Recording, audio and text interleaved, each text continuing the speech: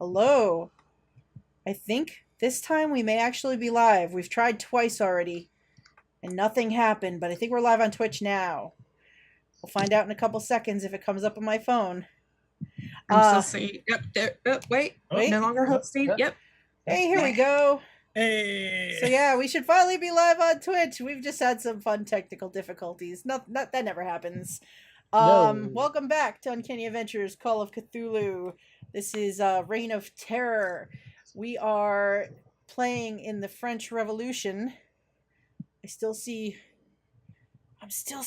the other one on my phone though. It's good for me. Okay. Yeah, it drops the host. Okay. Great. So anyway, the internet's messing with me. It doesn't want me to bring these guys into this fight, I think, tonight. Nope, there I am. I'm live. Oh, jeez. So, just for innocent. So we are back. We have been playing in the 1789 France. Our investigators are French soldiers who have been tasked with investigating a German count who has become very close with Marie Antoinette, the Queen of France. And in our last session, 3 of our investigators arrived at the Count's second soiree in a couple of weeks to find a very strange party going on where they had to don animal skins and they had to pretend to be the animals that they were wearing.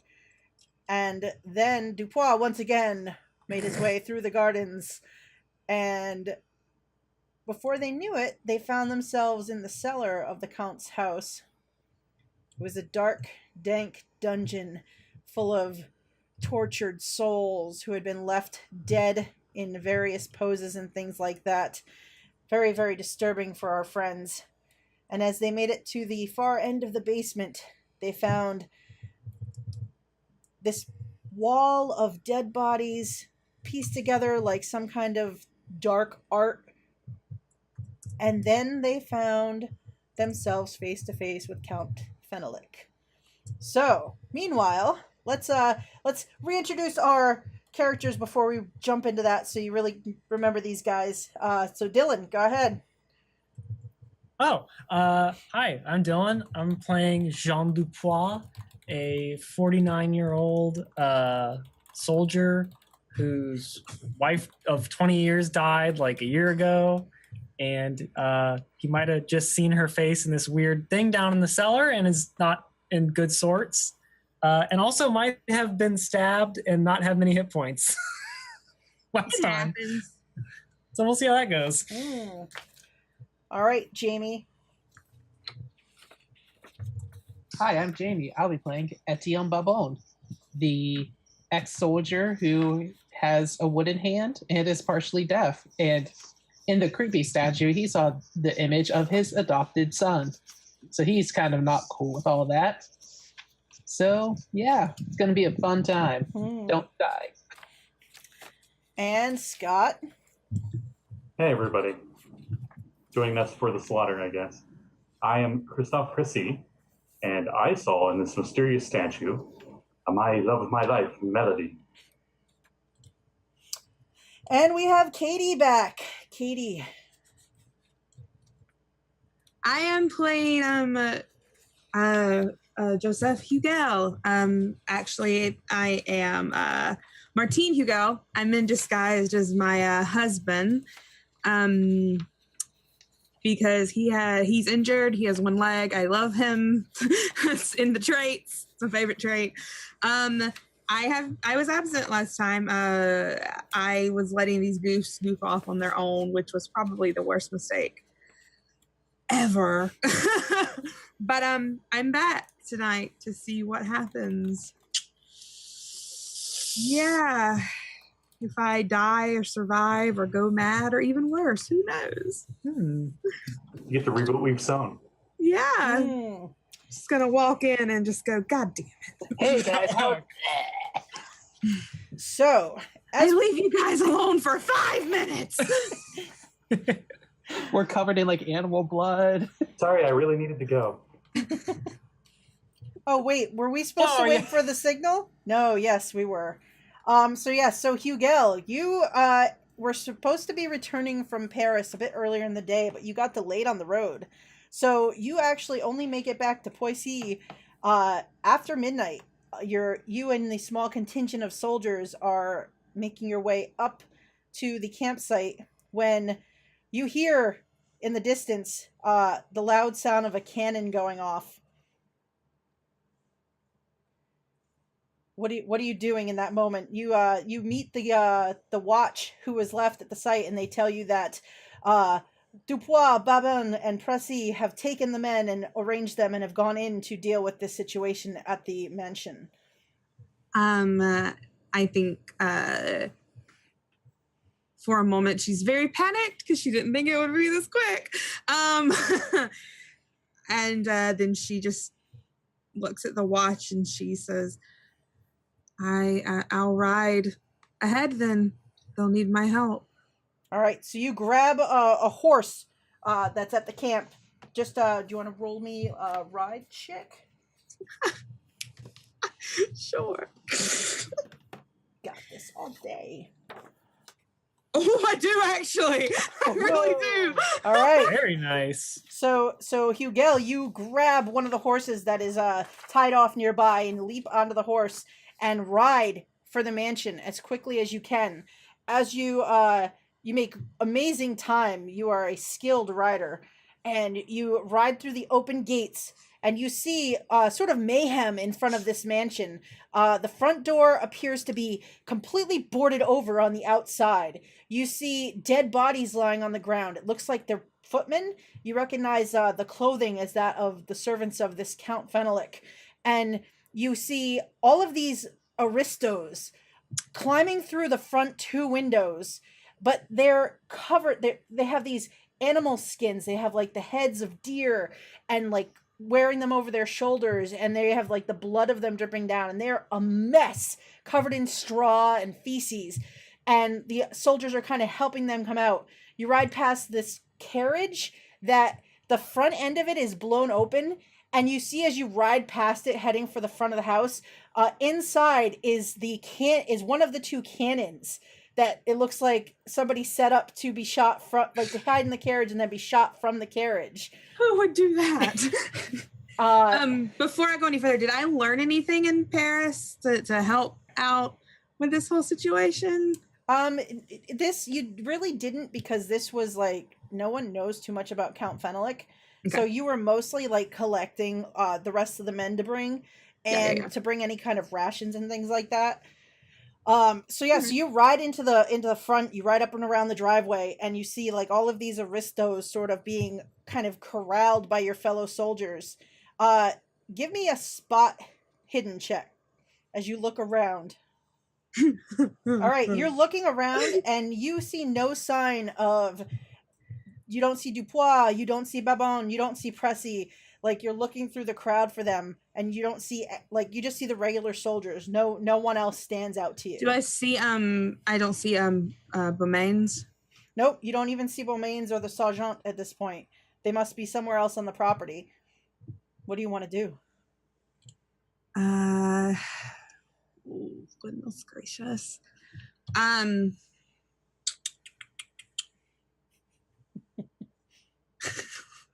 I think I'm going to I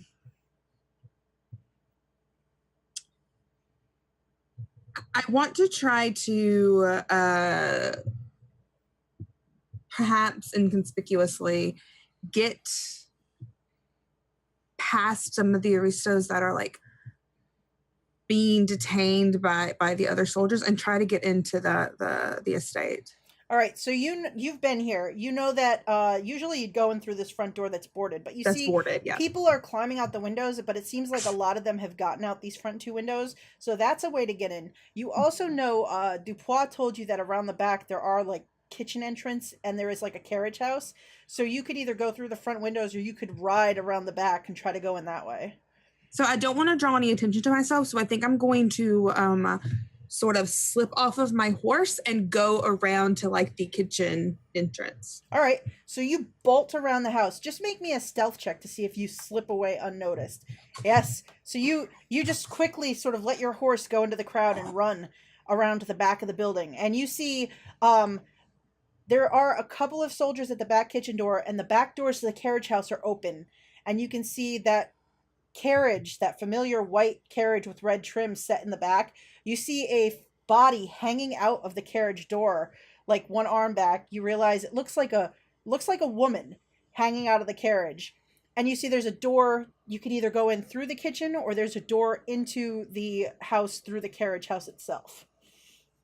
I'm going to go into the kitchen. All right. So you slip past the guards in back, who are detaining some of the kitchen staff, who are looking around, sort of blinking their eyes. They look almost like they're coming out of like a dream. And you hear them asking as you go by, "What are we doing here? Where are we exactly?" They seem completely confused by all of this. So you slip into the kitchen, and you can see through the door straight ahead, there is that dining room where you watched the small man dressed as Marie Antoinette take a beating. And to your left, there's a door into a small hallway. You see on the ground in that hallway a few slumped figures. They look like more footmen. And you see a small door just outside the kitchen door that is ajar. Can I assume there's a lot happening. Can I get close to the door that's ajar and just listen to see if I can hear anything? Sure. So you move to this little door. You kind of step over these slumped and that one might be dead. Kind of keep going, and you get to this door. You can see down. It goes down this darkened stone stairway into like this. You could feel a chill breeze coming up from below. Don't hear any noise or anything like that. Make me a listen check. So you're listening at the top of the stairs, and then you actually kind of get a better look at the inside of this place, and you see all of this filth, and you see these discarded animal heads, and you just see how disgusting this entire place is. Why don't you make me a sanity roll for this? Oh, yeah, let's go ahead and do that. Mm-hmm. Oh, nice. So yeah, so Hugel, you don't seem surprised by this. Like you're almost like you were expecting something worse than that dead Pope body that you saw last time. But I watched him beat a little guy in a Marie Antoinette costume. I am ready. All right, so you were standing at the top of this darkened stairway, but you don't hear anything coming from the stairs below. Yeah, I think she's just going to like look over her shoulder, look at the bodies on the ground, take a deep breath, and very quietly, slowly, and stealthily begin one foot in front of the other, going down these stairs, keeping her back against the wall, her gun close to her, and she's going to go down these stairs. All right, so you move down the stairs one after the other, and they're fairly steep as you make your way down, but you're being very careful. Your feet are very quiet on them as you go.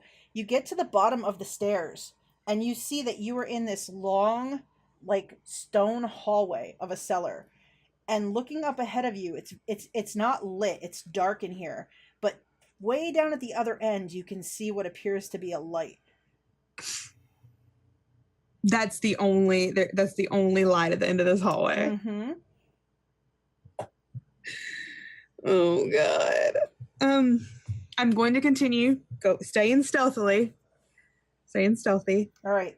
So you move down this hallway, and your eyes start to adjust to the dim light.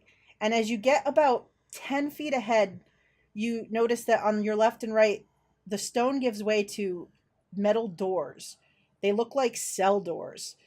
And you sort of look to your left and look to your right, and you can just see in the dim light these bodies. Like, one is splayed out, hands pinned to the wall, legs pinned to the wall. It looks like it's been flayed. You look in the next cell, there's like two people sort of strapped together, and it looks like they both were beaten until they died. You keep moving down the hallway toward this light, and you realize up ahead now, as you're looking up there, you can see 6 figures. You realize that it's Dupois, Babin, Bonjour. Pressi, and 3 other soldiers that they brought with them. What's that?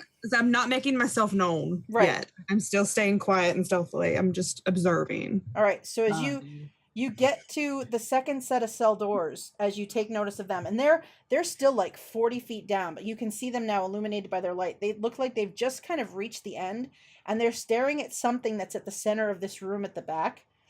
And then you look left and right again, and you see splayed out on the floor in the cell next to you is the little Marie Antoinette man who has been killed, and he has been flayed. His wig is sort of lying off to the side, all bloodied. His dress is ripped and shredded. And you see sitting nearby in the cell like a chaise lounge, as if someone used it to sit and comfortably watch what was done to this man. Why don't you make me another sanity roll? I was so close to being a fumble. Holy shit. Let's see. Oh, God. All right, so you take 2 points of sanity. And, welcome to our nightmare. And you sort of catch for a minute and kind of like you were doing good, but now panic's kind of starting to take hold. So you kind of freeze for just a second. And as you freeze up ahead, all of a sudden the chamber ahead you can see fills with this smoke that's coming down. It looks like it's pouring in from the ceiling above your friends. And they start to cough and cover their mouths. And it sort of encases them for a minute and makes it hard to see them. And then as the smoke is clearing, you see a figure standing in front of them. And you can just make out that it's Count Fenelick. Okay, I definitely... Do I get the feeling that as long as I sort of stay back and stay in the shadows, I'm not seen? You don't think you've been seen at this point. You've been very quiet. Even when the whole situation startled you, you kind of froze up. You didn't make any noise. Okay. So, what do you want to do? Run away. Bye. Okay. No loyalty to any of you. I think I'm going to get as close as I can while staying hidden. She wants to stay as hidden as she can. All right. So you move. You're moving forward now, very slowly. Now that you're suddenly feeling like the danger of this. Meanwhile, the rest of you have seen this smoke pour from the ceiling, and then you were looking at this porcelain statue. You each saw something different in its face, and then as the smoke sort of starts to clear out, you see Count Fenelick standing there in the center of the room, and he's looking from each of you, just sort of looking at each of you. So, in this moment, I need to know, what is everybody's dexterities? Because we're diving right into this. Well, I'm at 50. 50? 45. Mine's really bad. It's only 70. Oh no, Pressi. It's only Let's 70. see, 45 for Dupois. What is Hugel's? 60. Okay. Nice. So I'm only the slowest. Excellent. Let's see. You're old and an alcoholic. It's fine. And fat. Yeah, he's like. Yeah, you got I a have a little bit of a puppy. gut. So And you have a puppy. Yeah, I was about to say, you're carrying your puppy around. Bonaparte, no, don't look. Oh, turn away, Bonaparte. Let's see. like I said last time, Dupois is probably kind of drunk at this point too. So Do you blame him? No. no. He was an armchair. It happens. This is true. Very, very true. He was in fact an armchair. He also is very, very hurt, if I remember right. Yeah. He might have gotten stabbed and beat up, A couple times. a couple times. He may have made some choices. It's possible. They were good choices as far as Choices. I'm concerned. I enjoyed it. All right. So the Count is standing before you. He smiles this wicked grin as he looks from one to the next of you. He puts up a finger and he's like, no.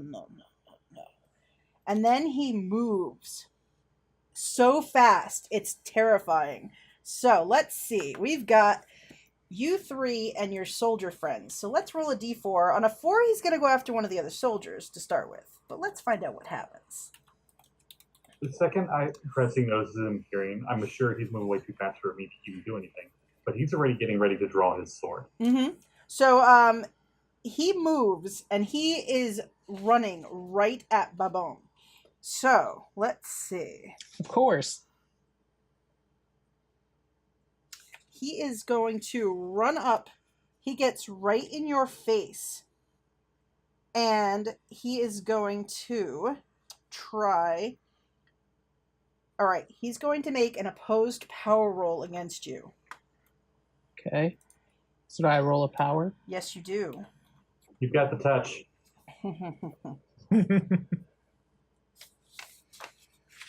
Ooh, that's pretty good. Let's see.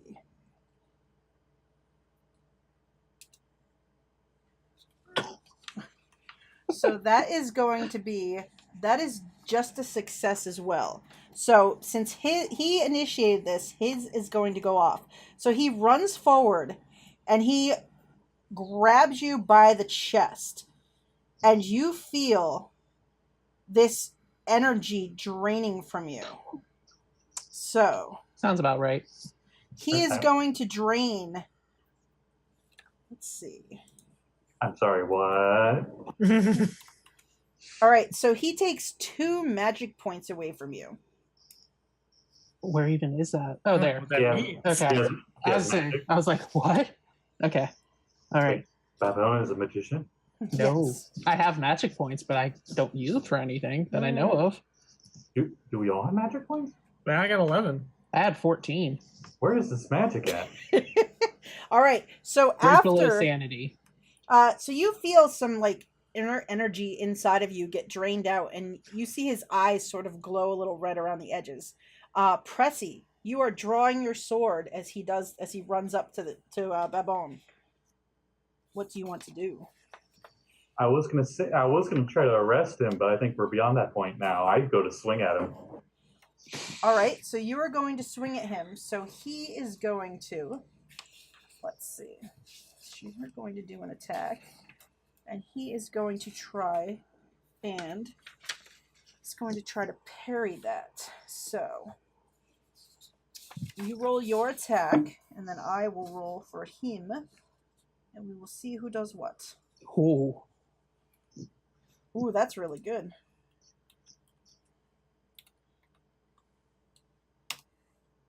All right, so you, in fact, slash at him with your blade, and he looks over his shoulder at you, and he sort of raises an eyebrow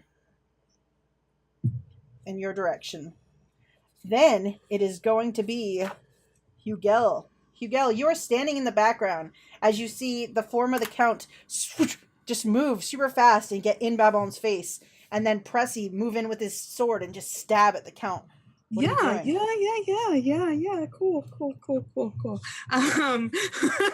While all this is happening, I want this to say, maybe, perhaps, that seeing this happen, this has given Hugel a moment to, because she has kept her distance,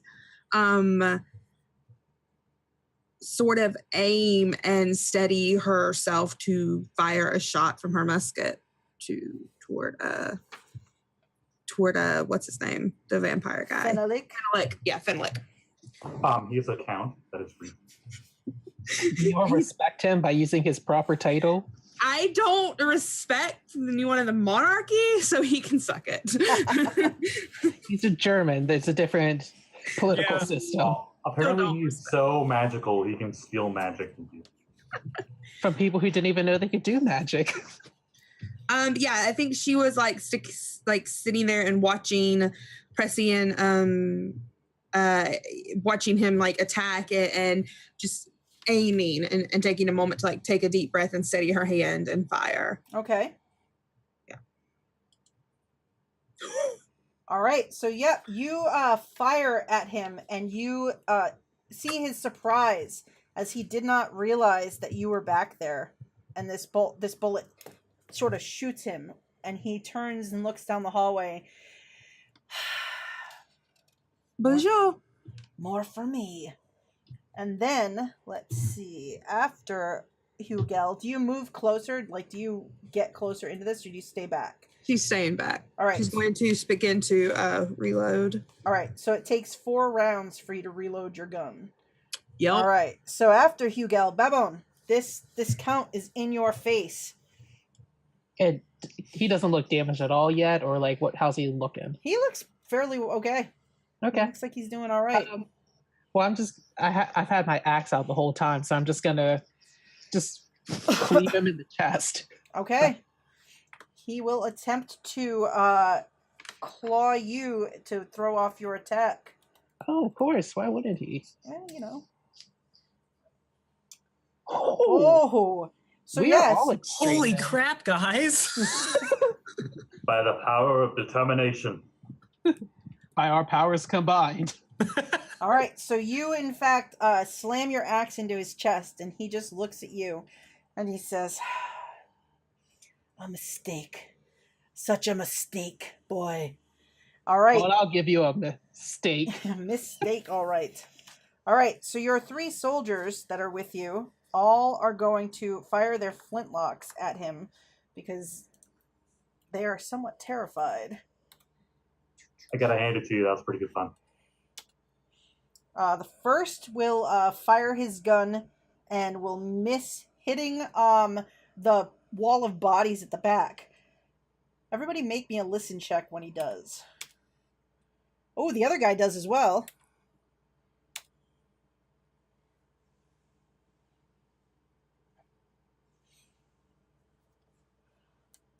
So, all 3 of them miss the count. And then, as you see the bullets kind of ping on the bodies at the back, you, everyone but Babin hears this. And you see that group of bodies start to sort of move a little bit. Like there's something else back there. And you guys also hear from the porcelain statue, you start hearing it moan louder. Oh, and Hugel, as you get closer, like you shot in here as they all move around, and you get a look at this. There's this porcelain statue that's sort of standing at the center of this room, in between 2 coffins. You see, it looks like it's dripping what looks like blood, and you see the face of your husband, Joseph, in the face of the statues. Why don't you roll me a sanity check while we're here? Okay. All right. So you just will lose 1 point of sanity as you see this disturbing recreation of your husband's face on this statue down here. All right. So after all 3 of your soldiers fire their flintlocks and miss, Dupois, what will you do? Well, I want to take the hammer I got from the stables, and I want to charge the statue. Oh, I'm okay. gonna try and break it. Oh, that's fair. 'Cause I am not happy. What is with Dupois and like destroying statues? He really doesn't like statues. I don't like statues. He doesn't. He really doesn't. Do you think they're gonna move if you blink or something? They might. Okay, as you. This one certainly makes me want to weep. So Babin and Pressi, you are toe to toe with Fenelic. You can see now that Hugel is back up the hallway, and then you see Dupois just bolt past all of you toward the statue, and you see Fenelic's head turn and follow him. He's over here. Dupois, I need you to roll me a strength roll. Sure, I can do that. There you go. All right, so you see Dupois run forward with this hammer, and he just smashes it against the statue. Dupois, roll me damage for the hammer. What do you want me to roll? My unarmed, my Yeah, knife, or You're unarmed. Okay. Okay. So you slam it against the statue, and for the first time, Fenelic is like, "Ah!" And he cries out in pain, and his eyes turn and just stare at Dupois, and he's like, "No!" And he looks pissed off now. Like, he looked like he was like happy, having a good time. Now he looks angry. So, but he is like kind of like trying to come to terms with this pain. It looks like it racks him up and down his whole body. So he moves towards you, Dupois, but he just gets there. Like, he's not moving as fast, and he just is like, And then, Pressi, what do you want to do as he moves toward Dupois? He has murder in his eyes now. Before this was fun. Now this is no longer a game. You know, Pressi really doesn't like this guy. He doesn't know that this is like physical pain. He's just like, man, he really hates it when you mess with his statue. A lot of weird things are going on in here. I think he's going to shoot the statue with his musket. Okay. Roll me, an attack with your musket.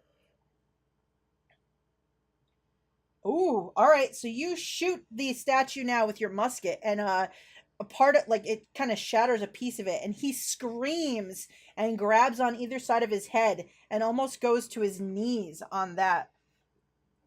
Pressi gives him a rude gesture, if possible. All right.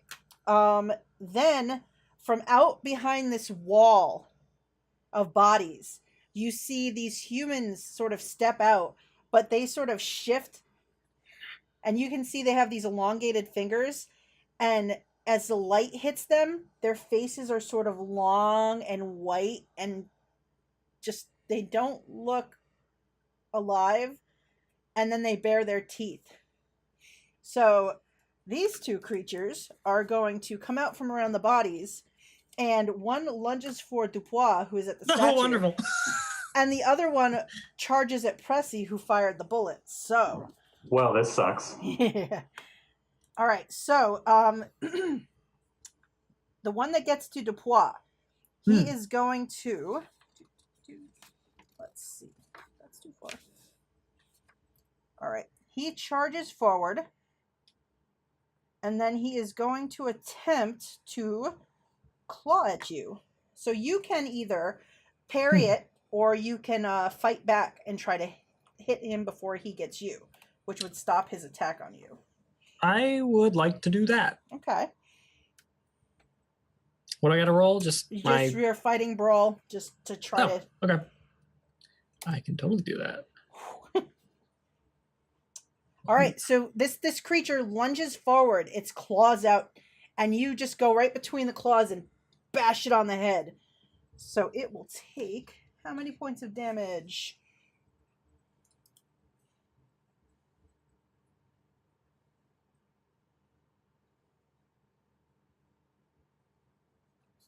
You rolled damage for that, Dylan? Oh, sorry about That's that. That's okay. 5. 5, ouch. All right. Cool. Claw hammer to the head. The other one had run at Pressi, who has his gun. He has fired his weapon. He doesn't have any more bullets in it. Pressi, what do you do as this thing lunges at you with its claws? Can he deflect with the bayonet or anything? Sure, you can attempt to deflect him with your bayonet. What do I roll for that? Just roll Never as mind. if. Oh, No, yeah, never mind. Roll as if you're attacking with the bayonet. All right, so he has an extreme success to your regular success. So he grabs a hold of you, and he bites you. It was nice knowing you guys. Well, let's see. At least I got this melody one last time. true. So as you guys all see this, I need everyone to roll me sanity checks. Oh, God. Of course. I'm assuming me as well. Yes, you as well. Oh, I'm going to spend the 4 luck. Oh, you can't spend luck on sanity. Oh, insanity. Fuck, I forgot, yeah. Mm-hmm. Oh, guys. not I forgot I was good. rolling sanity. Pressi's the one who got bitten, and he's just like, oh, whatever. This is a Friday night for Pressi. What are you Yeah. talking about? He's probably more angry than anything. Yep. I don't know. All right, so Pressi, you take 3 points of damage from this attack. I mean, And it could be worse. and let's see. So Don't ever say that in Call of Cthulhu. Hugel, Dupois, and Babin failed their roll. So Pressi will take 1 point of sanity loss in this. The rest of you will take 6. So seeing I'm this good. pale-faced creature that used to look Is this human. the first temp insanity that we Yes. So seeing This is this, the first temp of the game. I don't even know what that means. I'm so excited. so let's see. I'm so excited. What is this, like 5th edition short-term madness, essentially? Kind of. Oh boy. Let's see. So. Boy, oh boy, oh boy. I know they based it off of Call of Cthulhu, so I don't know. I'm so excited. All right, so let's see. I can tell you. Katy, you're supposed to be on our side. What are you doing? She likes this. What can we say? I love my favorite part of Call of Cthulhu is when the keeper takes your character. That's literally my favorite part of Call of Cthulhu. All right, so in this moment, let us see. So 3 of you have lost quite a bit of insanity. Temporary insanity. I'm still at 61 though. Yeah, but if it's a 6, it doesn't matter. You take a temporary insanity. Max. Okay. All I knew was in older editions of Call of Cthulhu, I forget which one I was even reading. If you take a certain amount in one go, it's like 6. Okay. All right. So let's see. For we'll start at the top. So for Hugel, roll me a D10, Katy. Yes. A 6. Okay, so you are standing in the back of this hallway. You have dropped your bullet into your gun. You're reaching for your powder pack, and you see this happen. And all of a sudden, the last thing you remember was riding fiercely up the hill on that horse, so bravely. Like, how did you get down here? What's going on? Oh my God! You have like a bout of like amnesia. Like you just sort of forget what was going on in these moments. So you don't even know how you got down here. What's going on? Why is this person necking with Pressi? So I have sort of like a short-term memory loss. Yes, you do. All right. So Nice. then, let's see, Dylan, how are you doing today? Are you going to yell at me? Be like, why are you making out with that person? I thought you were in love with Melody. He might be. All right. Let's see. This is great. They're awesome, right?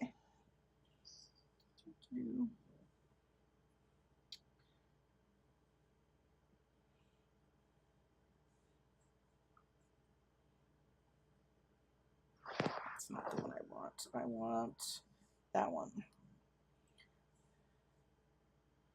All right. So for Dupois, we've got All right. It's the first time I've really gotten to have fun with some of these. Oh boy. It's all good. Don't worry. Oh yeah, fine. Oh, a 10. This is gonna be good. So, do me a favor, Dupois, and I need you to roll me a D100, please. Is this like a wild magic search or something? I think we wish it was.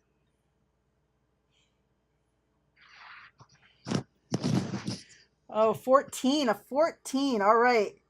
So, Dupois, you suddenly have this urge. You start doubling numbers and counting numbers in your head as you suddenly are afflicted with arithmomania. You have the obsessive preoccupation with numbers, so much so that it's distracting in your head. So basically, this is I'm going... like that picture of the math lady, like suddenly. Yes, and them being attacked by ghouls or whatever. So, oh God, for the next 9 rounds, because of this distracting like number counting in your head, you have a disadvantage die on your attacks. Because you are just like, you can't get this out of your head. You're obsessively going over and over it in your head. All right. Just trying to figure out the right trajectory to use my hammer. And then we have our dear Babin. Ooh, a different one. I like when they're different. Oh my God. Uh-oh. All right, so Babin. Am I going to lose the other hand? No, so you guys see as Babin starts screaming hysterically and sort of like running in a circle. and just screaming, his like literally out of his mind, freaking out, and he is going to be freaking out for just 2 rounds of combat, but still, Babin is losing his mind. So, Pressi. How long does mine last? Did you roll for my rounds? Oh, let me do that. Good Yeah. call. 7. Nice. So yeah. So oh yeah, and since Hugel, since you haven't seen any of this before, why don't you roll me another sanity check for this whole situation? God. The dungeon and all right. So this time, it can't get much worse. You don't know how you got here, but so Pressi, in this moment, you are the one being bitten by a vampire, but the rest of your friends are completely losing their mind. It's just like us to make it about us, isn't it? It is. Oh, and let's see how your 3 fellow soldiers handle this. We Oh. made it all about ourselves. One of them does fairly okay. One of them does not. Holy crap. So one of them, yeah, he's, so. Does his head just explode? Like It might, yeah. it can? Faints. Stranger things have happened in So this game. so one of the soldiers just, you hear his musket clatter, and he just falls over and faints. The other one, who's fine, looks at him like, what? And then the third one will take. Oh God, he gets 1 too. Holy shit. More temporary insanity. Ooh. So he also looks around blindly, like he doesn't understand why am I here? What's going on? And you see him see this creature biting Pressi, and he raises his gun. He doesn't remember that he already shot the musket ball out of this gun. All right, so after all of that craziness, where did we leave off with you guys? Let's see. Pressi got bitten.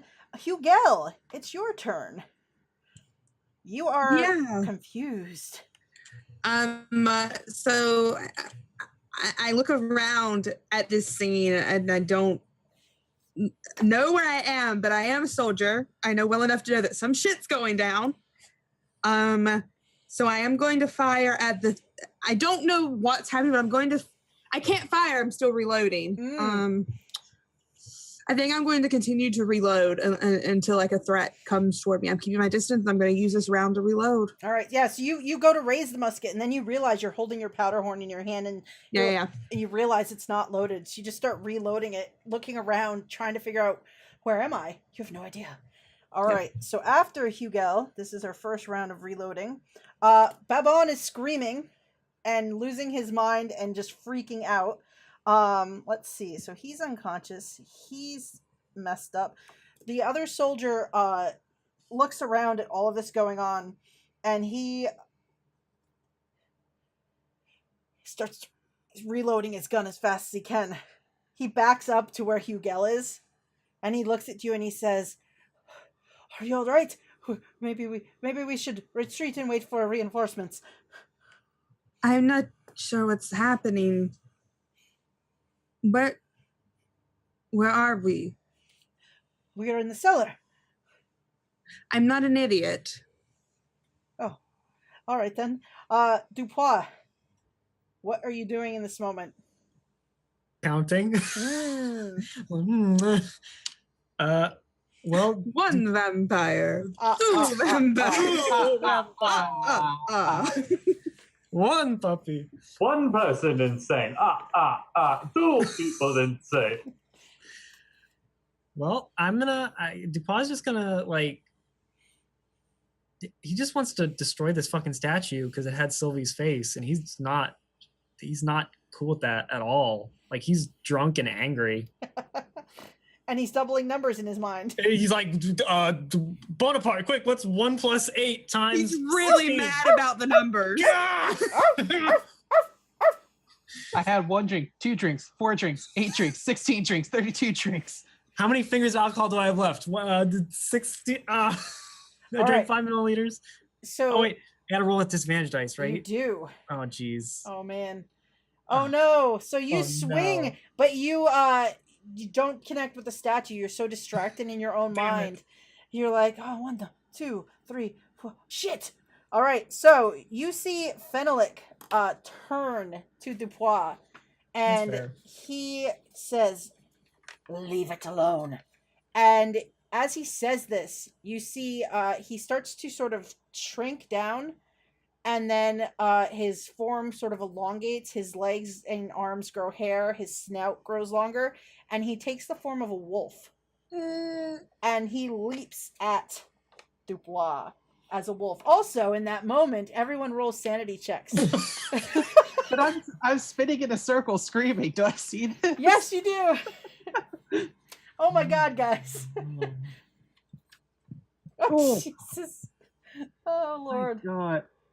At least Dupois fine. All right, I'm let's fine. see. Whatever. So, Wolf's jumping at me. Go ahead, just roll another 6. Come on. I'm going to try. We're ready. If it's another 6, I quit. All right, so Dupois, you take 1 point of sanity. The rest of you... What was that?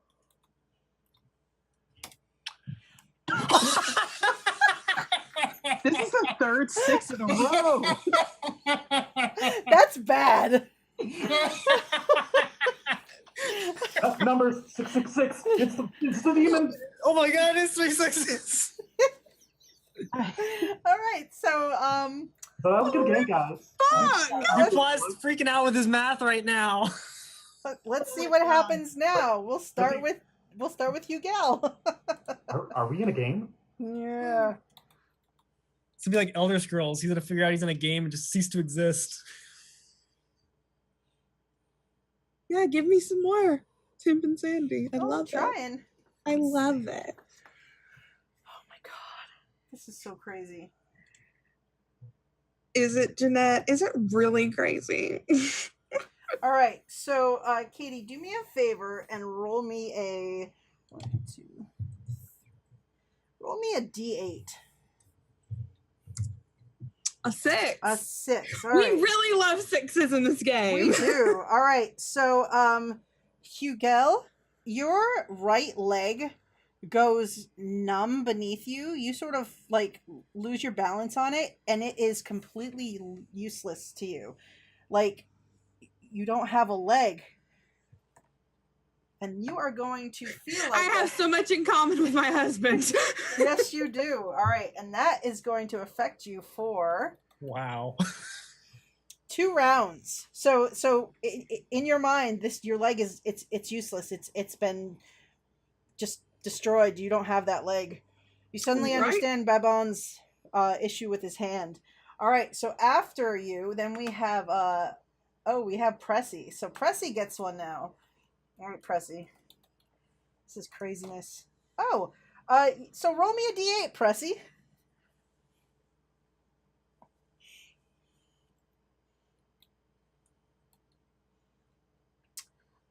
All right, so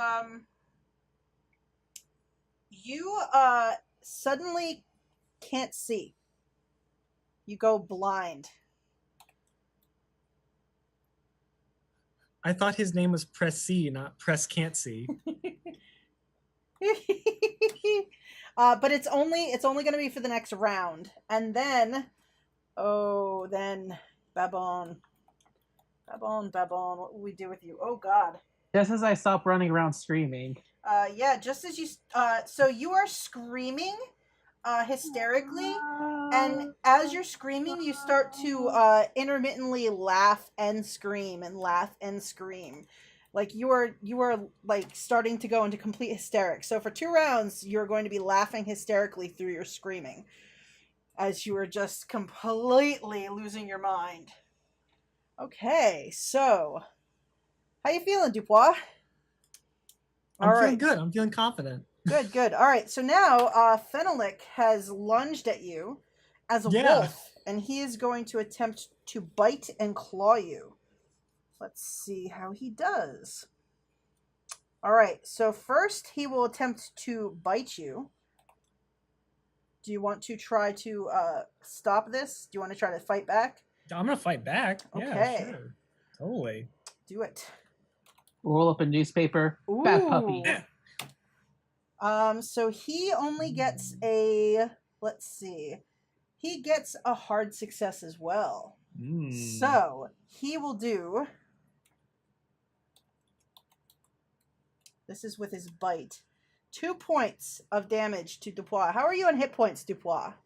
I have 6 right now. All right, so you get bitten, and then he is going to attempt to claw you. Wonderful. Oh yeah. So with his claw. Damn it.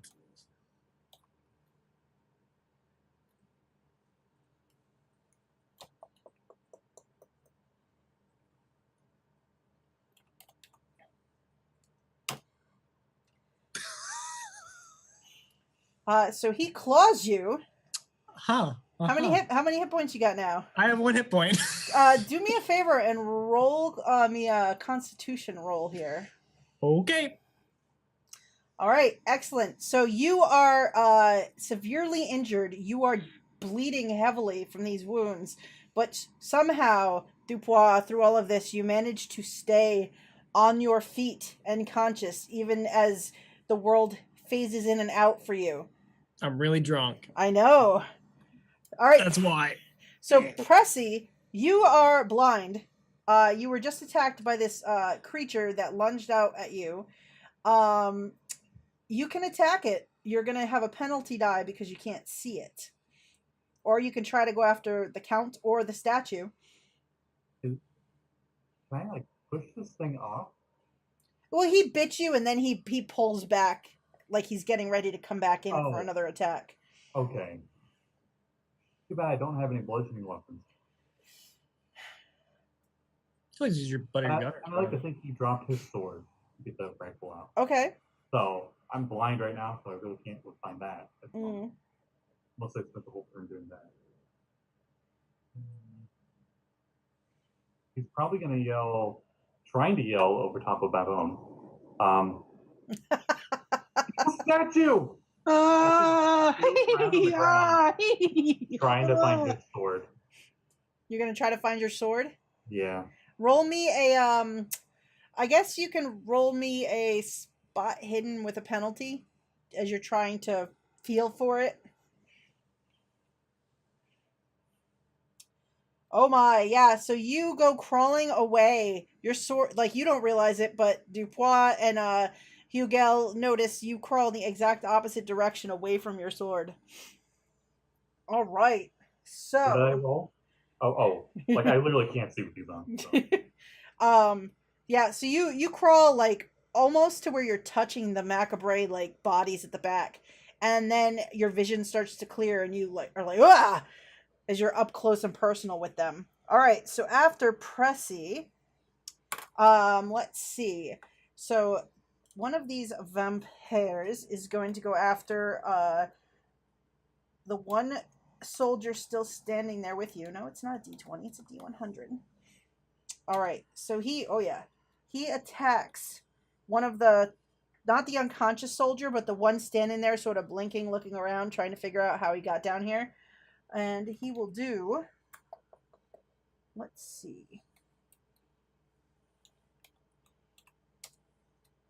He does 5 hit points of damage to the soldier, who will... Well, he's still on his feet. Nice. And that wasn't half, so he doesn't have to make a roll. All right, so the other one is going to... he looks at Pressi crawling away. He's going to follow you. So you can now, you see him coming. You can attempt to fight him off if you want to. Yes, please.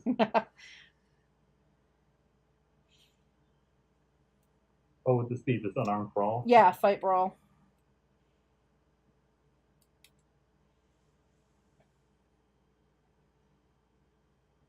All right, so you manage to push this vampire back as it tries to come in and claw you. You shove it off of you as you're getting back to your feet. And you realize, oh, nope, my sword is over there. Back on the other side of him. How did you do 0 damage? How about it roll a 0 for damage? Well, let's see. I don't know. That's +0, and there's no damage on it. Let me see.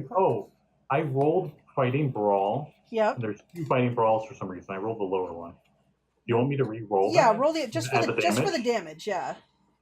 Watch it be like 100 or something. Yeah. Right. Okay. So you get 3 points of damage on this vampire.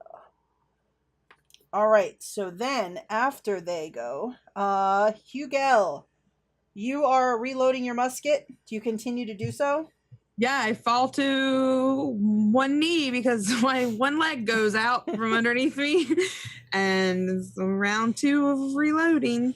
All right, Babin, you are still screaming and running around hysterically. I think I finished screaming. Yep, you just start laughing. So now I have one more round of laughing. Yes, now this is just so funny. All right, so the one guard or soldier who is up in front of this other vampire will try to attack him. So he misses the vampire. The other one that's backed by Hugel continues to load his weapon. And then it is Dupois. You are just a mess, just bleeding. You're at you had to restart counting. You lost count at 652. Damn it! It was almost 666. What do you want to do? So you don't like when I hit your statue? Well, fuck you. And I'm gonna try and hit the statue again. All right, roll me a strength. Oh jeez. We gotta see if you can do this. Come on, Dupois. Oh, baby. Oh. All right, you attempt to hit it again, but you are struggling to hit the statue. So, if it's an 89, can I use luck for that? Yeah. Okay. I'm gonna use the 9 luck to make it success then. Ooh, all right. So you hit the statue for how much damage? Let's roll some brawl damage. Yeah, let's freaking see. So you're about to miss it, and you just bodily throw yourself against it. Yeah, I imagine. I just trip and. So he shrieks out in pain as you slam into it again, and you see another small crack kind of go along the front of the statue. And he grabs his head again and roars in pain. You see him looking through his hands at you, breathing heavily. All right, so after Dupois, the Count is too busy recovering from this severe pain as the statue is moaning ever louder, almost screaming now. It's almost rivaling Babin's laughter as it's rising. You see blood still dripping down. And then, Pressi, what do you want to do? In the midst of this chaos, he notices, or he remembers, I should say, Babin's satchel hands. Would he be able to try to nab it off of him while he's laughing hysterically? I would let you, if you want to do a sleight of hand to grab his special hand. Wait, the garlic hand? The garlic hand. He's wearing that.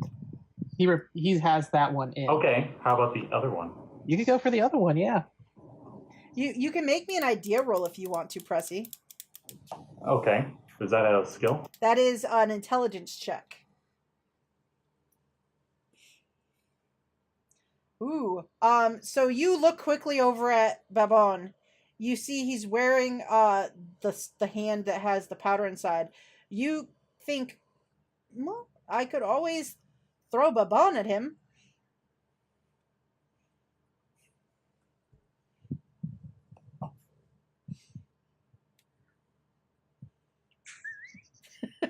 The contemplation. I do have the other hand in the satchel.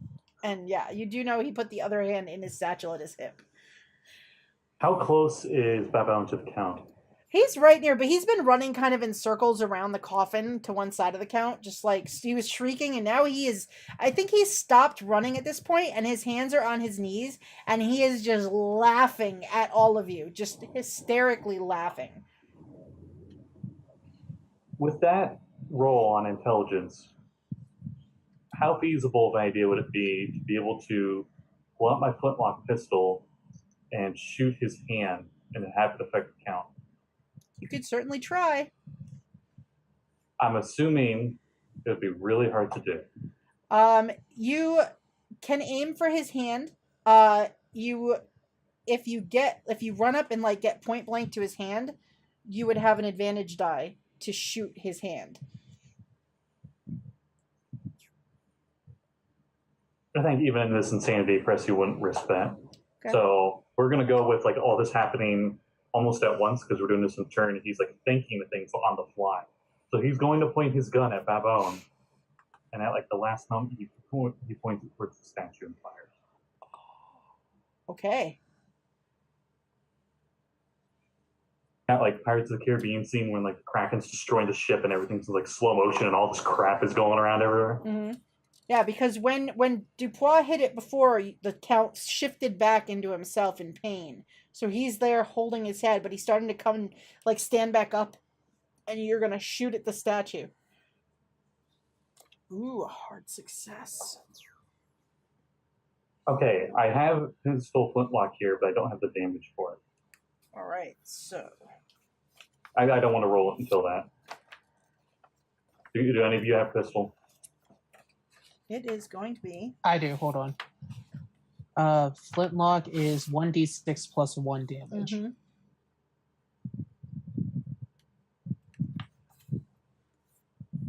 Does it have that plus DB or whatever? Nope, it's just a straight plus 1. 1d6 plus 1. Okay, gotcha. All right, so you shoot... I will spend that 10 luck. I was going to say, spend the luck. All right. So you turn your gun toward the statue. The Count starts to come back to himself, and he turns his eyes on you. But you steady yourself, and you fire your pistol at the statue. And as you do, your bullet goes through the statue, and it shatters the center of the statue and just starts to collapse it. In that moment, the arms and the legs of the thing fly off and fall and crash. The torso crashes to the floor. The head hits the floor and rolls toward the back of the room. And you look at Fenelek as his limbs snap out at impossible angles as this happens. And he falls to the floor screaming in agony. His back twisted backward, he bends double, as though all of the bones in his body are breaking all at once, just over and over again. He collapses screaming and screaming and screaming. Pressi, make a psychology roll for me as you see this up close. Definitely bonitis. He didn't drink enough bone juice. He was born with glass bones. Every morning he breaks his bones. Yes. I was going there too. I love you, Katy. Oh my god. We were on the same. Wow. Hey, I thought Babin was the one laughing this way.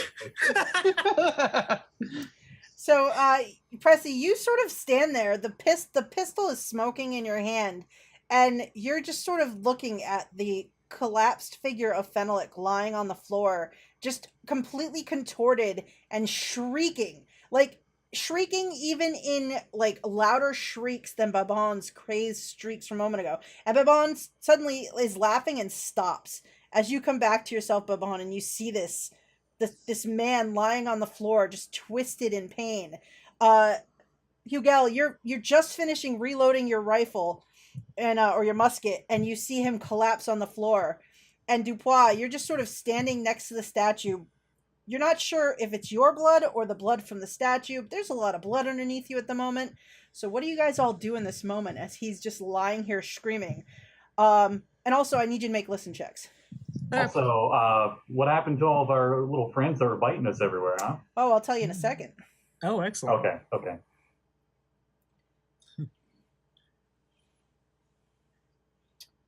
All right. So, Pressi and Hugel, you hear heavy footfalls up above, and you hear feet descending the stone stairs at the far end of the basement. As the Count collapses to the floor and starts to contort, the two creatures that had lunged out to fight, they shriek in terror at this happening, and they start to bolt up that long hallway, heading for they're like just running on all fours, just full speed. can I make a shot for at least one Yeah. of them because they're gonna pass me? Yep, you get your bullet into the chamber and they just are running past. You can have a bonus die because they are literally not paying any heed to you. They're trying to get out of the cellar. Nice. Oh, nice. Yeah, so with an extreme, you can do max damage on your bullet. I think that is max Oh, damage. I nice. believe. Awesome. 14, yeah. All right, Oh. so a huge chunk comes off one of their shoulders and it sort of staggers and kind of collapses and is falling behind the other one as it lunges upstairs. You hear yelling from the other end. You recognize Beaumain's and the sergeant's voices, and you recognize the voice of Captain Malone yelling from up the hallway. They seem to be looking for you all in the craziness that has ensued upstairs. And the Count is still screaming. Babon, now that he actually has his senses back, he's going to walk up towards where the Count is and just kind of lean down close. He goes, I have a riddle for you.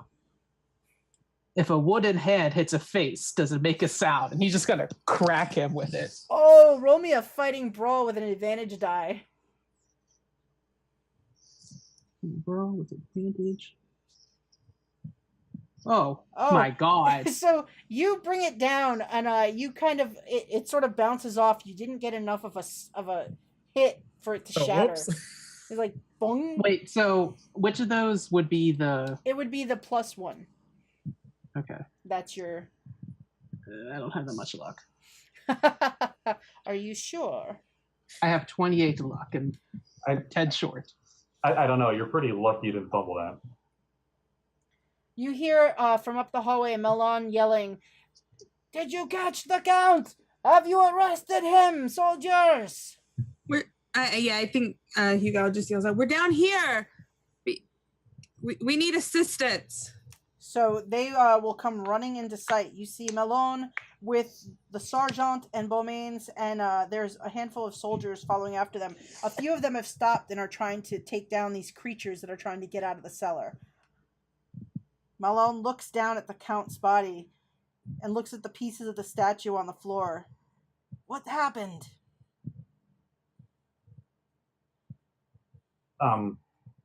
First thing Pressi's probably going to do is try to get some medical assistance for his comrades because they're pretty off. I know at least one of them is. Yeah, Dupois just out of it. He's drinking right now.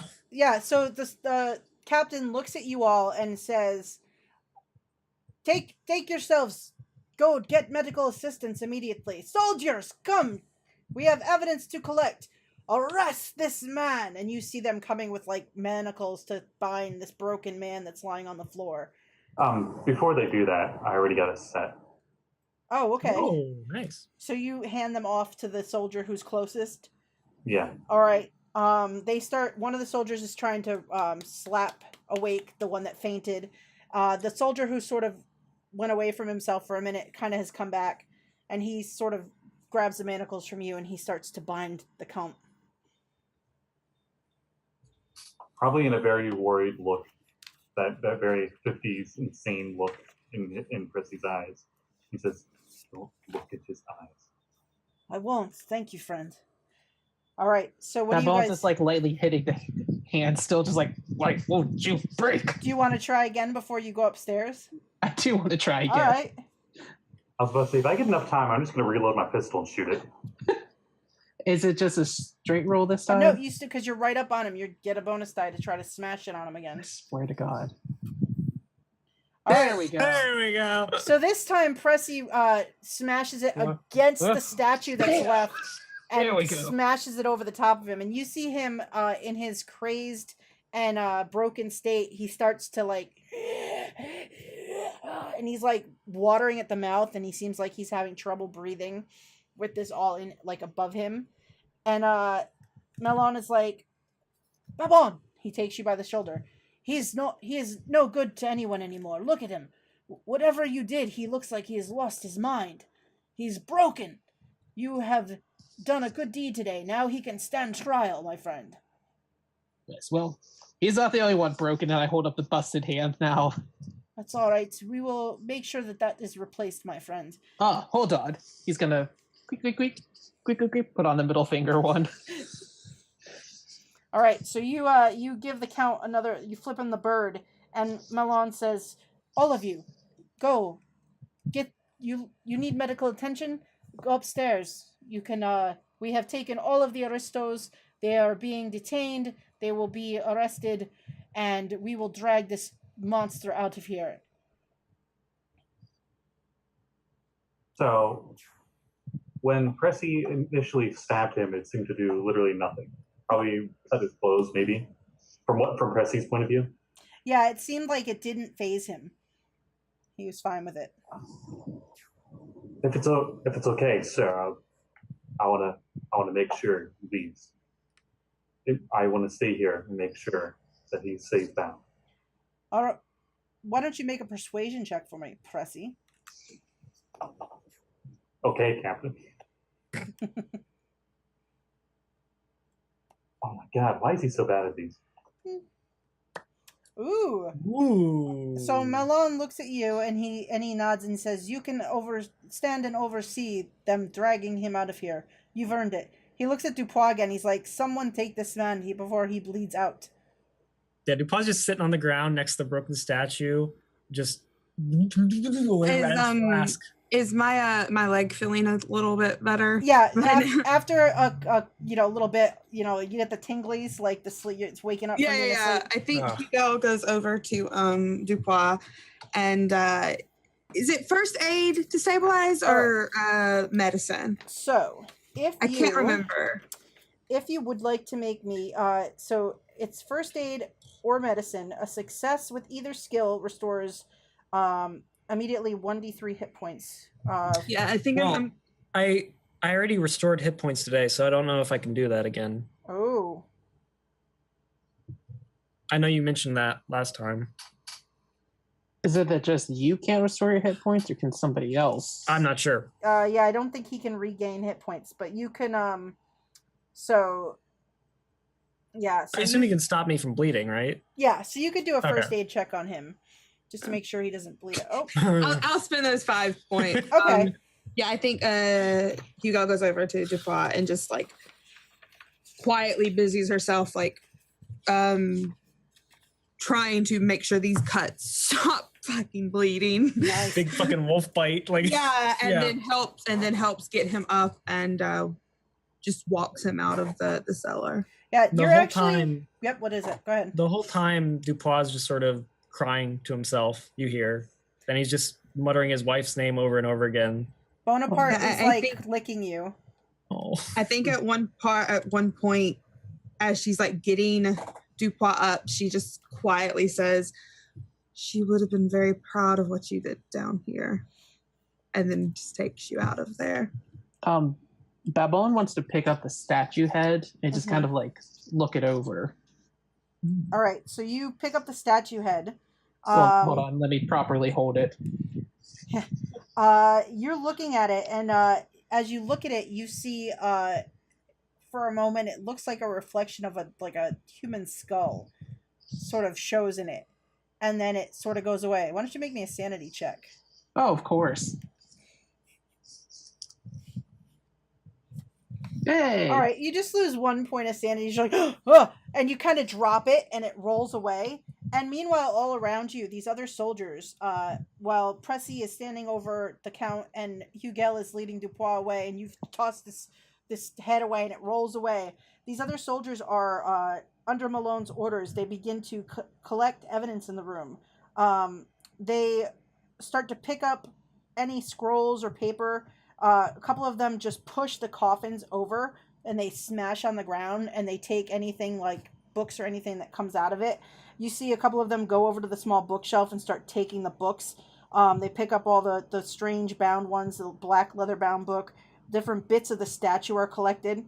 And as you guys get to the top of the stairs and they pick up and they're carrying out the count, Pressi, as you're leaving, you hear Malone say to the soldiers that are left, he looks at the bodies on the ground, and he looks at the statue, and he looks at all like the dead bodies on the wall, and he says, We just leave it as it is and seal this place up. It is monstrosity. And he starts to follow you out with the other soldier, and they're going to simply basically brick over this basement is basically what you take this to mean. So we saw those two things run further in, right? they ran up the stairs, and you guys were busy while other soldiers were seeming to deal with it. Okay. If none of the other soldiers did, Pressi takes the statue's head. Oh, you go for the statue's head? Yeah. Malone says, good, yes, we must leave no evidence behind, Pressi. Very good, very good. Come, let us leave this for the bugs and time to destroy. And he will lead you upstairs. And as you guys have all gotten upstairs into the mansion, you see that the prisoners have all been herded out, and the soldiers are now stripping the mansion. They're taking all the paintings, any clothing, any valuables. You see two men walk by carrying the body of the skinless Pope from another room. They look like they'd rather be anywhere but holding this thing, but they make their way out with it. Some other more enterprising types are carrying out full casks of wine as they go. And when Malone sees them, he's like, nope, put that over there. So once all of the evidence appears to have been collected, Malone looks at you all outside in the courtyard and he says, you have done well. We will get this evidence to Dr. Regault, and then the Count's time as an influence on France will be done. You have done a good service to this country. And then he yells to the other men standing off to the side, let the fires return this cursed building to hell! And you see them with torches moving toward the residence, and they're starting to light. It looks like they've piled like the hay and stuff outside, and they start lighting the mansion on fire and letting it burn. So in the sky, the smoke starts to rise and the flames start to rise as you all sit in this driveway watching this mansion burn itself to the ground. So you all go home. You take some time. The evidence is delivered to Dr. Regault, and he builds a case against Count Fenelick, who is put into a mental hospital because his mind is shattered by whatever happened when Pressi broke that statue. A couple of weeks pass, and the Count is found guilty. In fact, because he's in the mental hospital, they decide to just leave him there for the rest of his life. He's locked away in a cell, and he should never be allowed out again. During this time, you all know that in Paris and in France, people are getting angrier and angrier. The people are angry with the king. They want representation. They're supposed to have a meeting at Versailles where all of the different groups come together and discuss what's going on. And you all have gone back to Versailles to kind of recoup. So you take a couple of weeks. So it's about 4 weeks for you guys. So Dupois, who's injured? Let's go with that. Who took damage? We'll start with Dupois because he's the most injured. Hey. Just a little bit. But I know I got bit once, and I don't know how bad. Yeah. When we were fighting the dog people. And someone's leg kind of feels tingly, but I think they're fine. All right. So I'm fine. I'm great. So whoever has medicine can roll me a medicine check. Actually, roll me 4 medicine checks for Dupois. I have no. This will go well. I can do it. Or you There you can do go. that. There's your 4. That's cool. Yeah. I mean, it's whatever. Wouldn't we have an army medic or something? Hugel could do that. Let's Okay. see. I don't. I mean, I don't have medicine. Actually, I have first aid. Sorry. Oh, okay. Let me see. Well. Well, that's Fine. it. Dupois dies from his injuries. No, he doesn't. Okay, that's fair. No, he doesn't. Dupois is like trying to heal somebody else, and it just. I know what we need to do. We need to get all the bad blood out. Yes, because he has so much blood left after that. All right, Just get freaking alcohol poisoning. Dupois takes one shot and then just dies. It's true. All right, so. All right, Lethal diseases. So over the course of the next couple weeks, Dupois, you heal 10 hit points. Okay. Pressi, you were injured too? Yeah, I didn't take too much though. All right, let's see.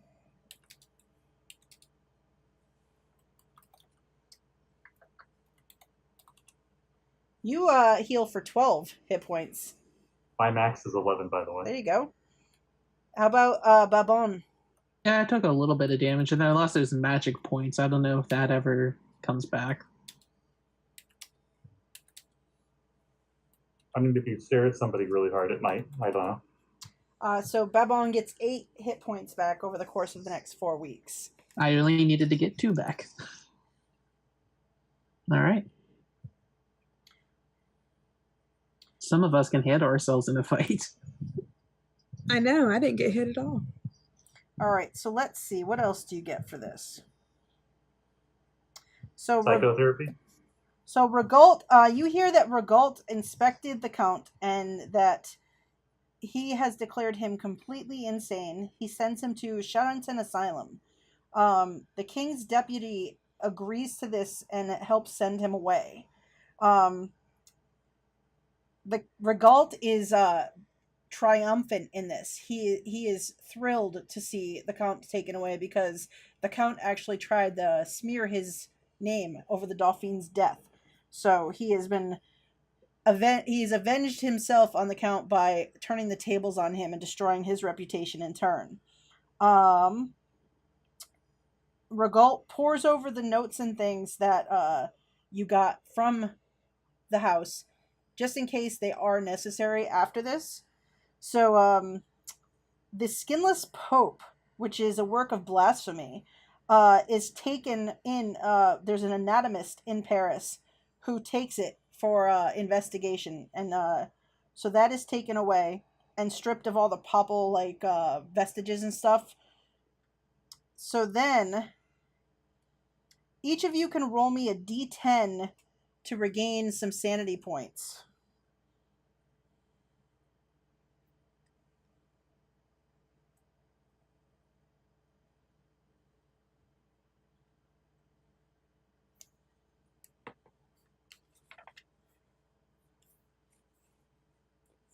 Ooh, look at Babin coming back strong. All right, so a couple of weeks go by, and you know that the National Assembly is meeting in Versailles, where you all have been recovering from this trauma that you have suffered. And on the day that the Assembly is supposed to meet, there is trouble at the doors of the Assembly Hall. So you are all dispatched to the Assembly Hall, where you find members of the, basically the third, what's it called? Brain fart for Jeanette. Third estate? That's the word. I got it. Thanks. So you see members of the third estate who had come to the hall. They are being denied entry. The doors have been sealed. Members of the first and second estate have assembled inside, and the king has ordered the doors shut. So the people are trying to force their way into the assembly hall when you all arrive. This is a moment where you see the people of France, the lowest level of people, the common man, are once again being denied their basically their voice. In this moment, what is each of your reaction to this? Pressi is probably in disgust of the authority, even though he is part of it. He's like, "Come on, man! Can't we all just get along?" It's probably more of what he's thinking more than anything else. So, what do? Do you follow the orders, which the orders are to come and basically keep them from entering? So you can either follow the king's orders and stand with the king. You can stand aside and let this sort itself out, or do you turn and stand with the people in this instant? I think before I can answer that question, I gotta ask, what happened to Melody? It's been a few weeks. Oh, Melody was recovering.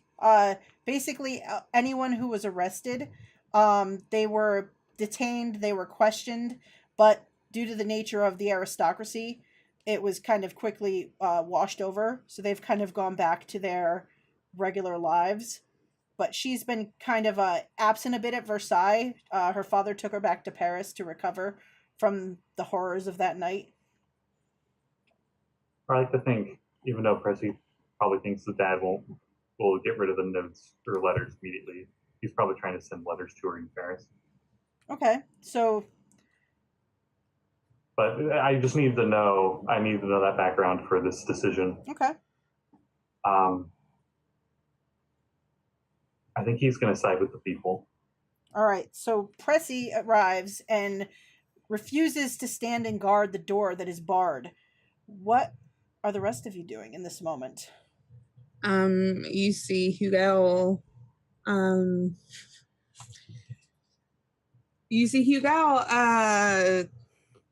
Sort of hold fists at her side, and she steps away and goes and stands beside Pressi and stands with the people. So Babin and Dupois, as you come, you see Pressi and Hugel have joined the ranks of the Third Estate as they are trying to gain entry to this assembly hall. Babin is very conflicted because he's a pretty devout monarchist, but he went through like complete hell with Pressi and Hugel, so he's going to just stand aside and let this sort itself out. So he's not going to guard the door to stand with the king or stand with the people. He's just going to kind of step aside because he doesn't want to have to face these people who he went through all this hell with. So he's kind of like, well, if I stand over here, I'm not pissing anybody off. So, all right. So Babin stands aside and watches. Dupois, you are standing with Bonaparte. What do you do? Well, Dupois at first is kind of like looking at Hugel and Pressi and like, what the fuck are you doing? We got orders. What? We're supposed to... And then I imagine Bonaparte comes out of his jacket and like looks at him with like sad puppy dog eyes and like gives him a lick. And Dupois remembers Hugel saying that his wife would have been proud of what he did in the cellar at Fenelek's house. And he sort of lowers his rifle and walks over beside them instead. All right, so Babin, you watch as your three comrades join the people, and then you see the sergeant. He moves to stand in front of the doors, as he is a good soldier of France. Though he looks at all of you in turn, and it doesn't look like he is, like there's no anger there from him, just that he understands. And then Beaumains sort of gives Babin a smile and a pat on the back and walks over and stands behind Hugel, like with his like standing there over, and joins the crowd as well. So the crowd continues to try to open the door, and then another figure comes through the crowd, and you all recognize and you see Dr. Regault move through the crowd of people who look at him sort of in surprise, as he is the physician to the king. And he gets to the front of this crowd as they're trying to force their way in. He throws up his hands, and his wig is gone. He's not wearing it. He's not wearing his makeup. And he's breathing heavily. And he says, "If they will not open the doors, then we will still assemble to the tennis courts of Versailles, where we will let the voices of the people be heard. For the people of France, vive la France! And he, huffing and puffing, starts chanting and marching them out from the doorway that won't give, out to the tennis court where you all sort of follow. And outside, they all sort of assemble on the tennis court. And it goes from, you all sort of thought that this was going to turn into possibly a bloodbath. But surprisingly, as you all assemble out on the tennis court, it's a peaceable assembly. Everyone sort of circles around, and people give speeches, and members of the assembly talk, and then once all are assembled and listening, they swear on this tennis court in Versailles that they will remain together until a constitution has the Constitution of France has been changed, and that fair representation is given to all the people. So the Third Estate has now assembled and has declared that they are a force to be reckoned with in Paris and in France, and that they will not settle until their voice is heard forever. As you all have joined in, and Babin, what did you do as they marched away?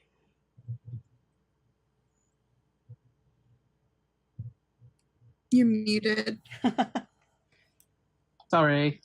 He gives them like a good start before following them, and he's gonna turn to, was it Sergeant? The Sergeant remained behind. He'll just look and go, I'll keep an eye on them. The Sergeant watches you go. And then we move forward in time a little bit as tensions in France continue to rise. More and more, just as you did, soldiers begin to desert from the army, and they're forming a new National Guard. Their uniforms are traded for tricolor uniforms, and you hear that there is a plan to attack the Bastille, and you are all brought in. Do you all join? Those that went with the group, would you all join the new National Guard that is forming and desert the army completely? I think that actually Hugel would make a point to gather these three men that she went through this fucking thing with, and tell them straight up, yeah, she's abandoning, and also that she's a female. Nice. What? Pressi feels a lot more, he looks more relieved than anything. Like, well, okay, I guess it's fine that I was looking at his butt. Did Pressi have a Captain Shang moment there? Yeah. Yes, he did. He was a Captain Shang. Yep. Yeah, she totally abandons and goes to assist with the National Guard. Yeah. Okay. What about the rest of you? I always wanted to be an officer. I always wanted to be with Melody, but with how everything is now, that won't be possible. I think the only way I could do anything about it is by fighting for the side I believe in. If you don't join, I completely understand. And he takes 2 cigars he probably saved from that carriage, and he hands them one to Babin and one to Dupois. Babin, did you go with them in the end? Do you join them in this? To join, he probably, so after that scene at the tennis courts, Mm-hmm. it probably took him a couple weeks to come to the side of the people, because I feel like the other 3 kind of convinced him to get there. And he's going to just look at everyone and go, well, I've always been a military man. Might as well join the military of the side I'm on. And my hand is appropriate now. It's fair. We always fought for the people.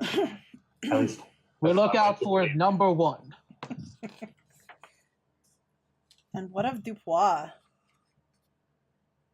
Well, Dupois has always really been a monarchist and like a true believer in the divine right of a king to rule. But I think his faith in that has kind of been shaken by all the stuff he saw and all the stuff that France has gone through over the past couple months. So I think he's kind of like, he's not like gung-ho, yeah, let's attack the Bastille for the people, you know? Mm-hmm. But I think he's feels a certain loyalty towards his companions. And I think when Pressi hands him like the cigar and stuff, I imagine like all three of them sort of light it at the same time on the same flame and just, you know, take a long puff. All right. So you are all you all have decided you are joining this revolution. And on the 12th of July, the finance minister, Necker, is removed from his office. He is taken out of his position of authority as he has dropped France into the worst downward spiral of any minister to this point. And the planning goes into effect. And 2 days later, on July 14th, 1789, you all march with the people to the Bastille. The plan is to attack the armory and search for gunpowder and shot in order to arm yourselves further for this revolution that you have started. So you march on the Bastille. And as you do, you come into view of the large building, the fortress here in Paris. You can see on the walls French soldiers who have been sent to defend it. You all recognize as you're marching in, standing up on one of the towers, you see the sergeant who is still with the army and still trying to defend France. As you march in and the fight breaks out, shots are fired.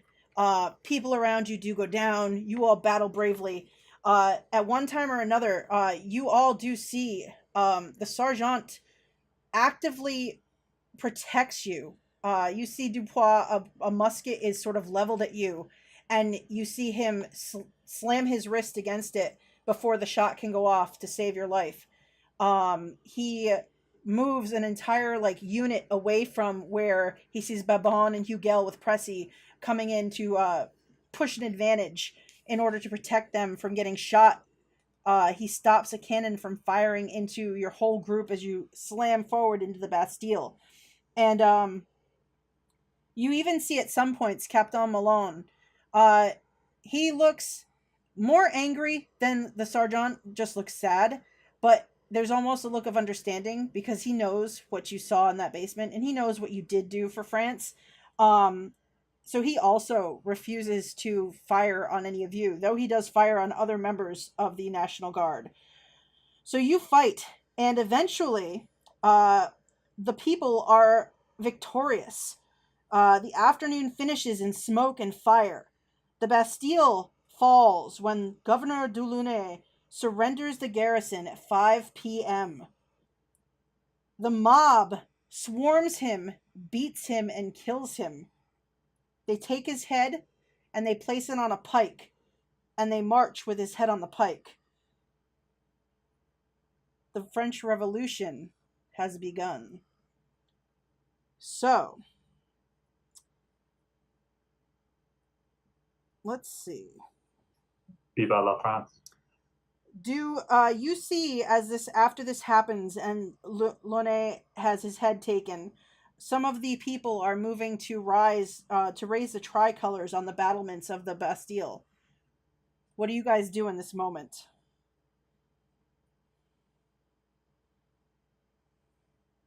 I think Hugel watches for a moment and looks at her three companions. It was an honor to fight one last time alongside all three of you. And gives them a nod. I have a husband to return home to. And I think she turns and makes her way away. She's done what she promised herself she would do. She helped start a revolution that she's proud of, and I think she goes to leave. Okay. So Hugel turns and says her farewells. What are the rest of you doing in this moment? As she turns to say farewell, Pressi goes to stop her. And he puts something in her hands and says, make sure to keep a lookout. And in her hands is the spyglass that he got all that while ago.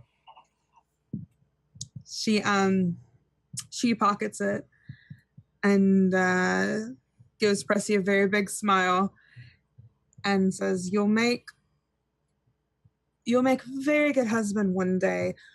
Not anytime soon, but one day.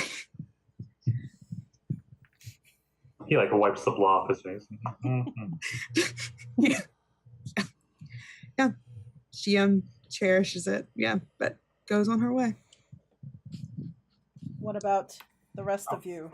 He definitely doesn't do it as you know how Pressi is when he's trying to. He was not doing that. Was like a comrade in arms kind of. Oh yeah. Okay. No, she meant that the same way. Yeah. Okay. Yeah. Wanted to make that clear. No, I'm pretty sure she you meant got that it. the same way. Okay. I think Dupois, after seeing this guy just torn apart and beheaded, he's just I'm done. And he just takes a big long drink, sort of gives an au revoir to his companions, and just back home to just go into a stupor for as long as he can. Okay.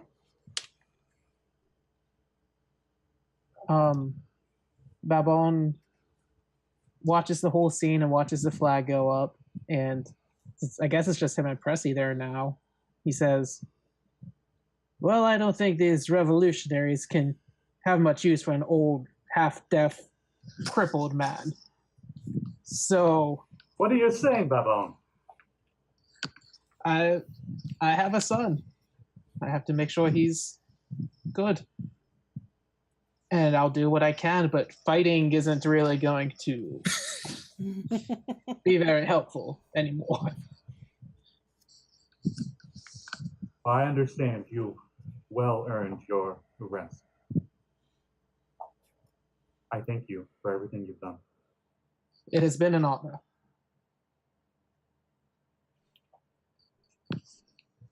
And Pressi. And then Babin leaves to go home to Cesar. Okay.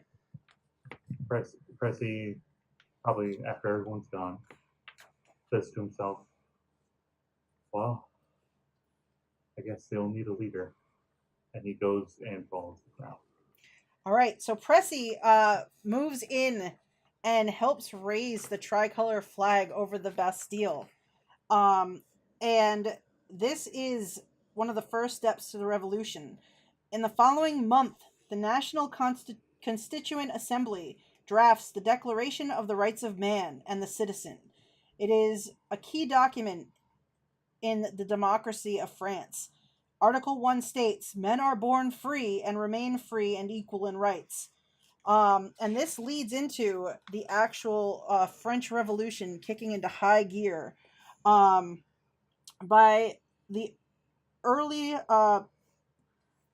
basically, or toward the end of this year, things have gotten crazy. So, what happens is, we fast forward through the revolution here. 5 years during this, the heady days of 1789 saw the people take their government with the Women's March on Versailles in October, forcing the king and queen to return to Paris permanently. The king and queen attempting to flee to Austria in 1791, but they are discovered and they are marched back to the palace. The monarchy of France is formally dissolved in September of 1792. The Ancien Regime ends in blood as Louis XVI is found guilty of treason and executed by guillotine on January 20th, 1793. in the Place de la Révolution, formerly known as the Place Louis XV. The king dies facing the blank pedestal where the statue of his grandfather had been torn down. This outrages other heads of European houses. Now the New Republic is at war. They raise a militia. They fight off Austrians, Prussians, Spanish, Sardinians, British, and royalist forces within France itself.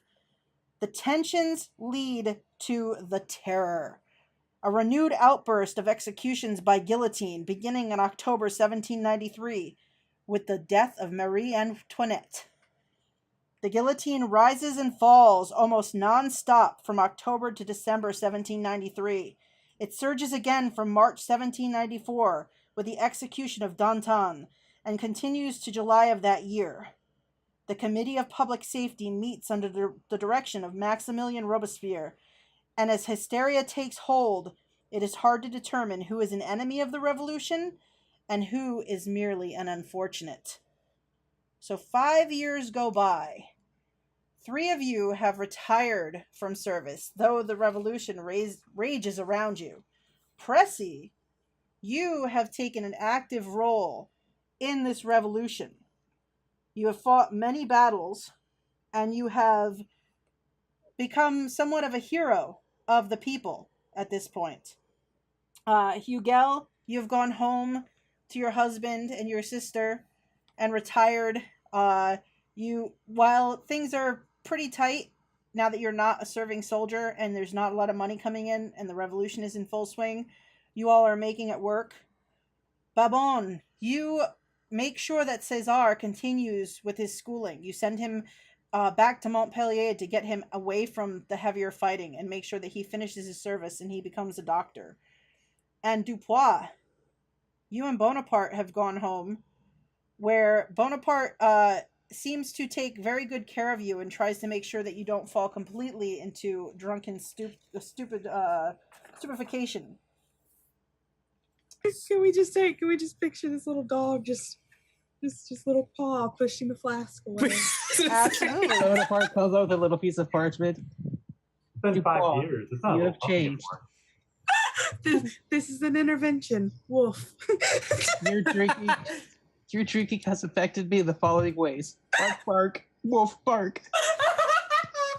I just needed the image in my head. He just like picks up the piece of paper and like that's like the subtitles of like Yeah, the narrator of the exactly. dog. But the piece of paper is just like chewed up and there's like a little bit of pee on it. There's like a paw print like smeared on it. I don't even have the appetite to eat homework anymore. So 5 years passed, and Hugel, while you continue to, you make ends meet and things like that, and you and your husband and Scott's running away have done your part. Pressi and Beaumains, since they're still soldiers, even though now they wear the tricolor of the revolution, 1794 finds them in a familiar location to the group. They have found themselves on a hot summer night. Oh gosh. So Pressi and Beaumains have found themselves on a hot summer night in June 1794. You've been given an assignment for the night. You have been assigned to guard outside the catacombs of Paris this evening.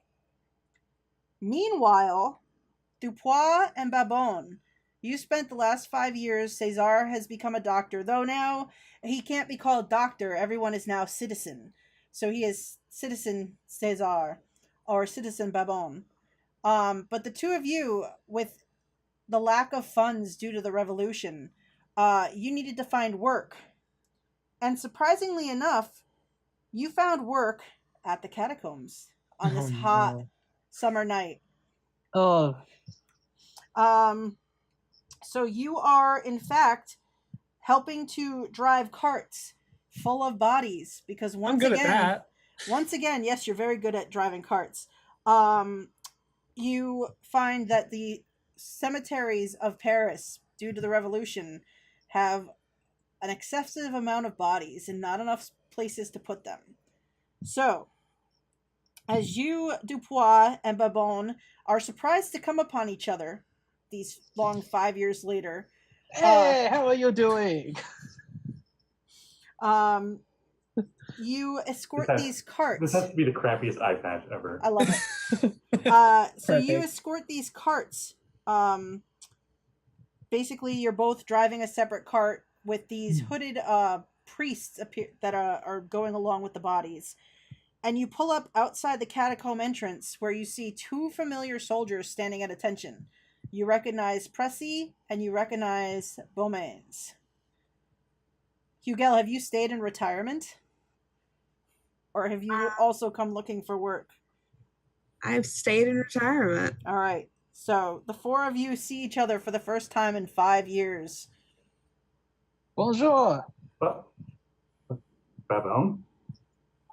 Dupois? Oui. What happened? You sons of bitches. And he goes in for a hug. Dupois probably doesn't give a hug back.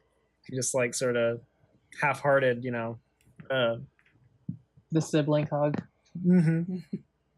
Babin will give a hug back. Leaping from the seat next to where Dupois was sitting, Bonaparte runs over happily and barks and licks at both Pressi and Babin and Beaumains. He's a big boy now. He is. He is a full-grown dog. Ugh. I owe Hugel some money then. I see the dog's still here. The whole reason I did that is be like 5 years of war or something. I don't know. I think it has some kind of scars. That's fair. So yeah, you guys have this reunion. You haven't seen each other in 5 years. Pressi looks like he lost an eye somewhere along the way. Dupois has like a bandana over his face, over his nose and mouth. And he sort of hands one to Babin and Pressi since we're in this corpse-choked cemetery. And he sort of like muffles through his bandana. You wouldn't want to get sick. You don't have to tell me. Babin like one-handedly puts the bandana on. So Pressi, you and Beaumains have been given strict orders that you are not to allow anyone into the catacombs until the person in charge arrives, and they have not arrived just yet. And as you are all having this little reunion on the side of the street, and you all hear coming up the road, it sounds like more carts making their way up the road. You all turn to see, it looks like 6 carts. Each cart is being driven by sort of very stern-looking men, grim faces, and the horses that are pulling their carts sort of twitch and their eyes roll. You guys can make me psychology checks if you want to.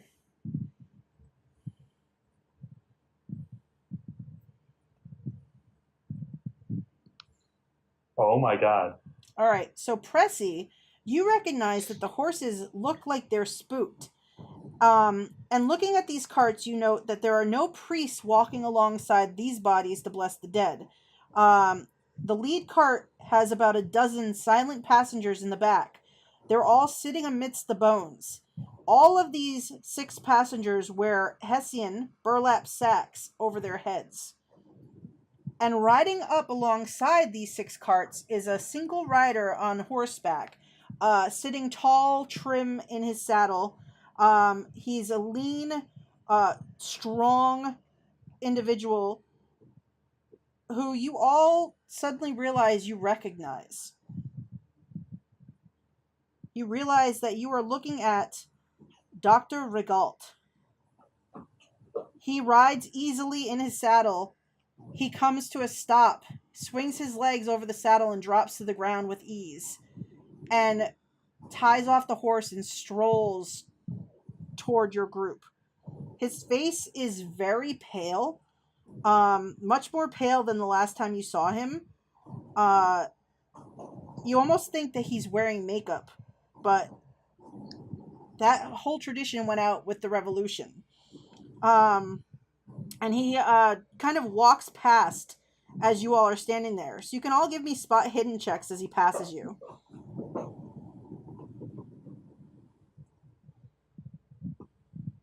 My God. I got my good eye. I can't see you do shit today. So, Pressi, you notice as this man walks by you that he is wearing a high-collared jacket, but you can see just beneath the collar a patch of skin at his neck looks mottled. You can only see the top portion of it before, the jacket kind of blocks your view. And he walks past, and the hooded figures commence unloading the wagons. As you hear Regault say, "Only the servants to the catacombs with the bodies. The rest of you supervise." And then he disappears into the tunnel and down the stairs into the catacombs. And you see these figures, these burlap sack-headed figures, start picking up and carrying bones and bodies into the catacombs. Well, that's bizarre. Pressi looks at the camera. War. War never changes. Somehow has like a vampire bane sword and runs down now. What? Didn't he used to be like this, and now he's like this? 5 years will change a man. Dupois looks at himself. Well, some men. Some things stay the same. Beaumains leans into you all and he says, "Did you hear that Regault had Captain Malon sent to the guillotine last week? The Captain is dead." I didn't know. "Yes. I don't know exactly what he did. Apparently, there was evidence brought against him, and the council had him beheaded." What sort of evidence? Do you know? "I have no idea." Uh-oh. You see Regault come back up and pick up a lantern and then go back down into the catacombs. And you see these burlap-headed figures. They go down. They're gone for a little bit. They come back. They pick up more remains and they go back down into the catacombs again. Do I notice anything with the burlap sack guys? Are they really skinny or pale or? They're of various sizes. Their hands, I mean, they look like they have human hands, but you can't see their faces. Yeah, so there's some thinner, some bigger, tall, short. They don't say anything. They don't interact. They just walk past and get the bones and then continue down into the catacombs. Can I attempt to inspect them indirectly?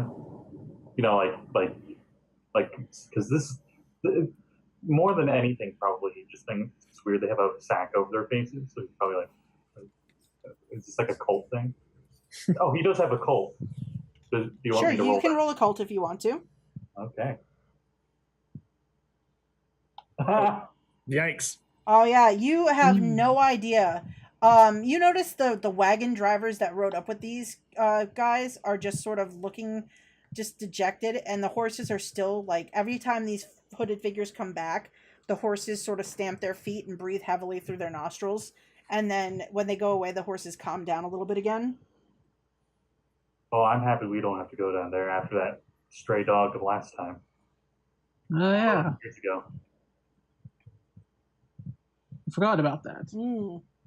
I tried to forget. Oh, wait, I wasn't there for that. Wow, you remember better than I did then. So, out of character, I forgot I wasn't there. What dog? What dog are you talking about? So these hooded figures continue to move these, and you notice, having been here 5 years ago, the priests blessed everybody that went down into the catacombs, but this time there is no blessing going on. These bones are just simply being taken down without any kind of send off by the priests. And Regault has not resurfaced from below. This is odd.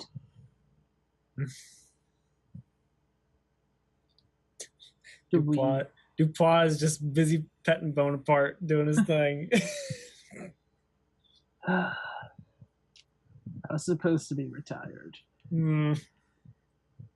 So as a cart is emptied, it leaves, and then a short time later, another cart will show up, and these hooded figures continue this as you all are watching. Regal is still not back. What's he doing down there? I don't know. Can I say over to one of the hooded guys, like, where is Dr. Regault? The hooded figure, right? The hooded figure walks past you without saying a word, picks up some more remains, and walks back by. Fuck you too, I guess. All right. Whenever one of them is coming out of the catacombs and heading back towards like the cart, Babin's gonna just kind of push one. Okay, so you just push one. Give me just a like a strength roll to push him.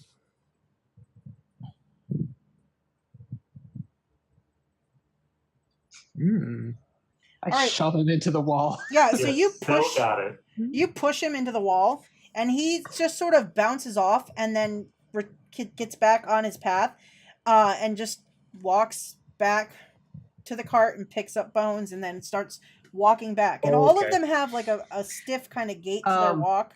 Yep. Babin's gonna look at the other two.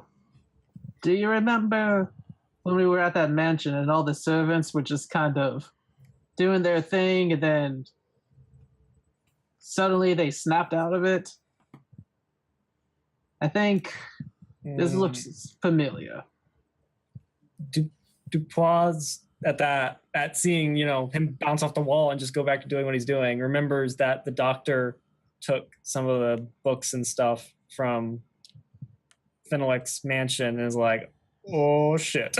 And at that, he's gonna get up and he's gonna like point at the catacombs and look at the other two.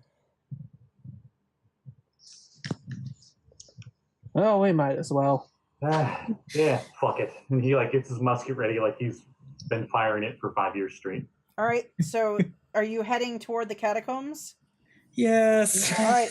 These figures, they continue to walk past you with the bones in their arms, their burlap sacks on their heads, not interacting with you at all. One of them. Good idea, yeah. One of them sort of brushes past Pressi and just keeps walking. It's got like a bunch of bones and a skull in its arms, and it just sort of is hobbling past you. It's got a very thin body, but the head seems a little bit big for the body, but you can't see it under the burlap. Yeah. I'm just gonna let that just do its thing. All right, so you guys run down into the catacombs. Now, you remember from last time, the catacombs are very dark. Yeah. There are lanterns hanging on the outsides of the entrance, and there are 2 lanterns hanging from each cart. I'll probably take one of the ones from the entranceway. Okay. And take the lead again. Sounds good. Like last time. Babin will grab another lantern and take the rear. All right, so Dupois will probably take a lantern too, and like keep Bonaparte very close to him. When you go to take a lantern from the cart, one of the drivers is like, "Hey, what do you think you're doing?" You can roll an intimidate to make him let you have the lantern. All right. Nope. He says, "That is my lantern. I need that to see in the dark on the city streets." Dupois just like gives him the nastiest look and is like, whatever, fuck you. I'm too old for this shit. All right, so you move past these burlap sacked headed people who have not tired. They've been at this for probably 2 hours, and they are just continuing to work. As you move past, you go down the stairs in the dark with your lanterns, the only light you have to see as you descend back into the catacombs where you thought you'd never return to again. Babin has his hooked around his fake hand, so he's just kind of like constantly middle fingering. I hand mine to Dupois, and I have my musket ready. As you all get to the bottom of the stairs, you realize that these burlap-headed people are literally walking through the catacombs without the aid of any light. At this point, like there's a few of them up ahead of you, and they are not using any source of light as they move through the catacombs here. As a sense of trying to like rationalize that and not get too spooked, Pressi probably just is like they have a horrible job and they've probably gone through here so many times they literally just have it memorized. Is what he's like telling himself, you know. And they're like not even acknowledging us at all. They don't seem to be. It seems if you're leaving them alone, they're not bothering with you. Babin's gonna try and like merge in with the group that's walking, so you can kind of like follow them. Okay. I like to think Pressi has gotten a smoking habit by now, so he probably has lit another cigar or something. Awesome. So you follow these hooded figures. You sort of mingle in with them as they move, carrying these bones in their arms. They go down. They've come to the bottom of the stairs. They go down the long passageway. Then they take the third side tunnel to the right as you follow them along. They pay almost no attention to you as you do this. You follow them until they come to a chamber. The chamber you can see as your lantern light sort of illuminates it, and you can see that there is lantern light inside already. It's lined with skulls, thousands of them. Smaller side passages branch off of this chamber, and you can see that they are also similarly lined with skulls. The first of the skulls that you see are from the old graveyards of Paris, dusty and brittle. But as you look and you move a little bit further on, you can see that there are recently severed heads, all victims of the guillotine. The skulls have a strange mandala carved into the forehead. Each of these heads has the same pattern. Looking at it, Babin, because you have watched Cesar train all these years, you realize that these are carved with surgical precision. Does anyone want to roll me an occult roll on this? Yes, please. Cool. You look at this, and while you know it's something to do with the occult, you do not know exactly what this means. I'm terrible. I'm terrible. Can I try as well? Sure. I'm way worse, but we'll see what happens here. Oh, no, you are completely confused by this. What are you talking about? You're doing fine. Yeah.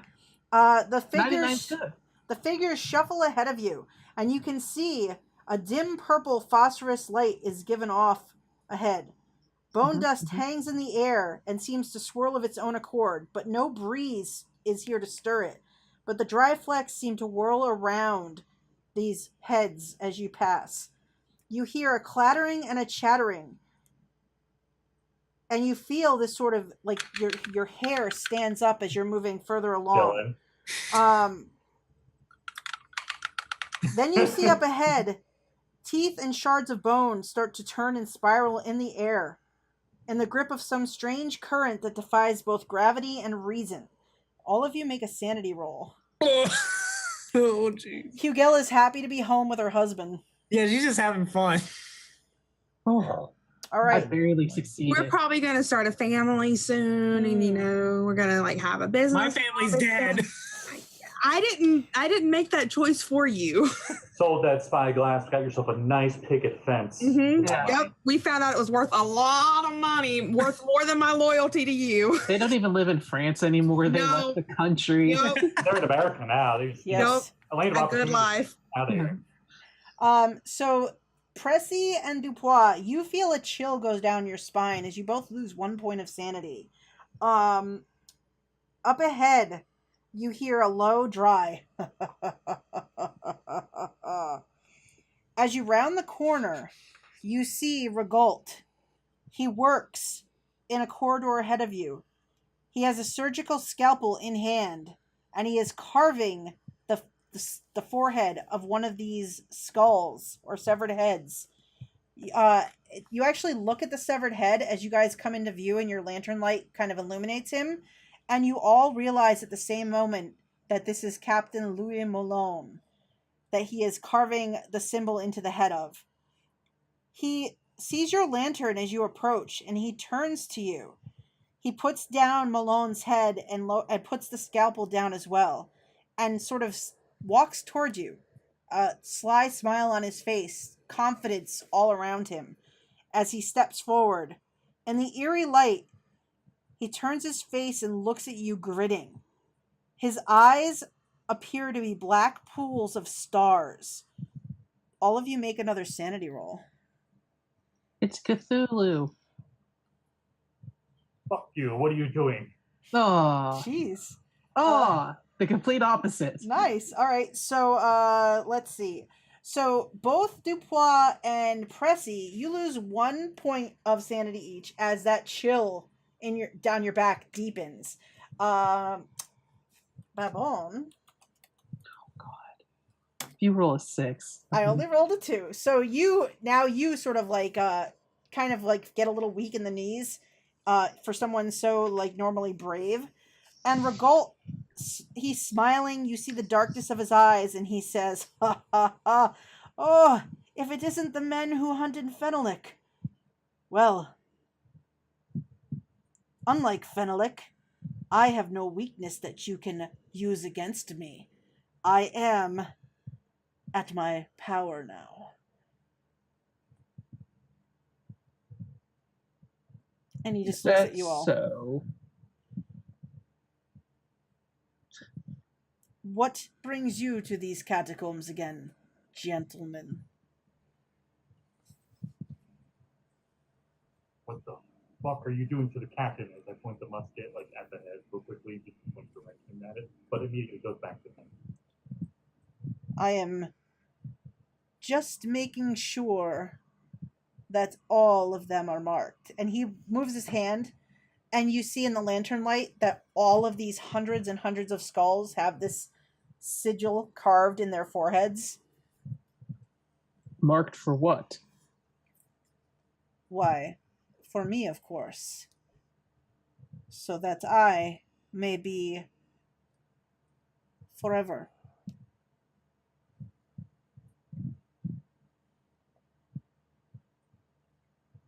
Don't worry. Now you all can join them as well. All it takes is one letter from me and you will fall on the guillotine and die. You know what? Dupois gonna run at him. He's gonna try and stab him in the fucking throat. Oh, I like it. All right. Fuck you, bud. Seeing him doing that, I already know how to character reflect. I'm gonna fire at him as I pause. All right. I don't So, know. what's What sort Babon? of weaponry do I have? I don't know. What do you have? What would you still be carrying your axe because you are Babon, and you still are carry that middle finger. The middle It's finger. Oh my god! I'd probably also have the flintlock because if I knew I was coming to the catacombs and doing this stuff like extra. So yeah, I guess I have all my weapons. Cool. So he's gonna whip out the flintlock and fire a shot too. Okay. So let's see. So the two with the guns, you guys can both fire first. You gals sitting at home, y'all hear something? It's Hanu. There's a disturbance in the force. There's this glowing orange behind, like, So, do I have to? Pressi for just a few seconds. Let's see. So, all right. So, Wait, can I have a quick question? yes. Would a hard affect the damage at all? I believe an extreme would be a double die roll, but a hard I don't think is. Okay. Then I'm not going to bother using any luck to make it a hard. Check.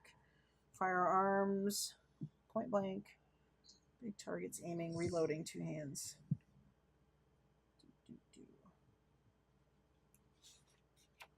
Yeah, I don't think it's. I think it's just. Okay, that's fine. All right. So, all right. So you both fire, and you both hit him with these bullets. When he is hit, you are startled as on either side of you a skull explodes. And Dupois, you charge in on him and you attack him. So go ahead and make your attack. All right. So what weapon are you using? Just my knife, because that's probably All all I right. have. So you charge in and you stab him, which rips open the front of his shirt. As it does, you see his chest exposed, and you realize that his body is covered in tattoos of small skulls. And you see, as you stab him off to the side, another of these marked skulls explodes. And he just laughs. Oh my god. And then he's He has going to, thousands of hit points. and then he's going to attack Dupois. Oh So- no. He is going to make a brawl attack on you, Dupois. Do you want to fight back? Fuck yeah, I do. All right. So we're all nice now, y'all. Ooh, Dupois.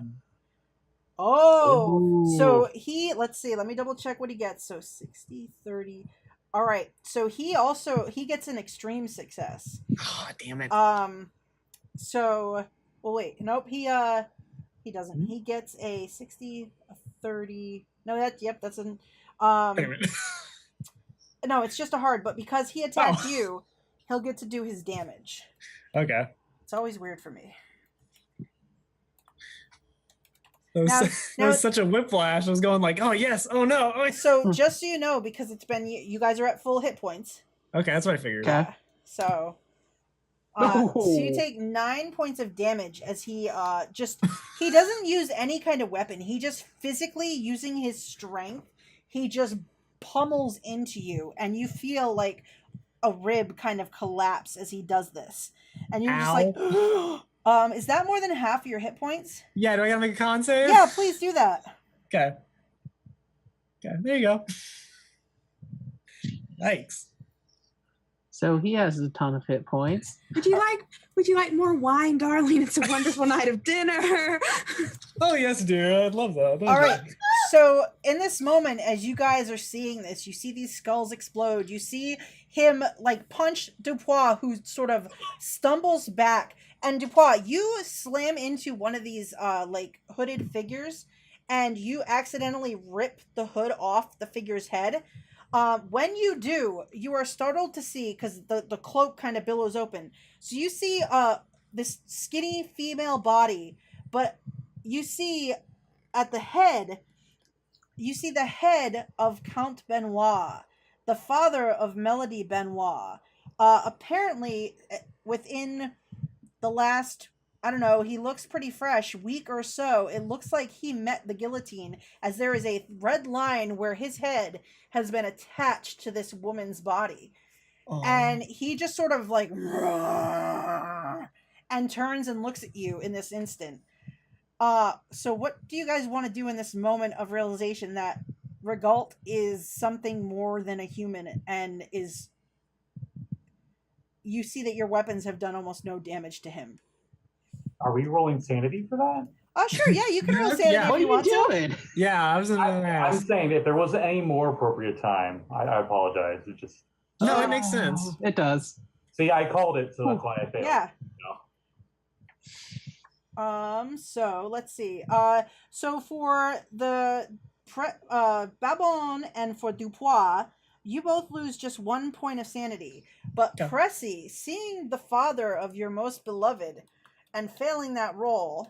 Give me a 6. Just end it. All right. Nope. You lose 2 points of sanity as you see this familiar face and are just heavily startled by the fact that this is in fact the father of the woman that you love, who you haven't seen in a little bit. So now you're probably more concerned for her. So what is it you guys want to do in this instant? Dupois wants to try and knock the skulls down, like the wall of skulls down onto Regault and the hooded person and stuff. If he can. Well, looking around, there are so many skulls on these walls. Like you don't know that you could take him down. And having been punched by him, you know how physically strong he is now. This is not the Dr. Regault you remember. Citizen Regault is a very strong, very able-bodied. You know, can I try and do it to like cover our escape at least? Sure, like, you can. Distraction? If you want to do that. Okay. Would that just be a strength roll? Yes. Okay. All right. So you slam against these skulls in order to sort of cover up your escape. And as you do, you see Regault smile as these skulls sort of topple over in front of him. And he says, No, let me help with that. And he points his hand over your head, back down the tunnel where you guys came in. And you see the skulls on either side start to tumble in and and they close off the tunnel behind you. Oh, we're fucked. Oh, fuck. Everybody make me a spot hidden check. Oh no. I'm going to spend the 6 luck. All right. So Dupois and Babin. While Pressi is still taking in this head of his what he hoped would be his father-in-law, you two see this tunnel collapse. You look back and forth at Regault and the tunnel. You're starting to get the feeling that you're going to become bodies in here as well. When you both see a set of yellow eyes in the shadows, and you hear a whispered voice that only you two can hear. If you want to live, follow me. As you see this strange figure that has a long face like a wolf or a dog's muzzle sort of lope out of the shadows and motion for you to follow it away. And I think we're going to stop there.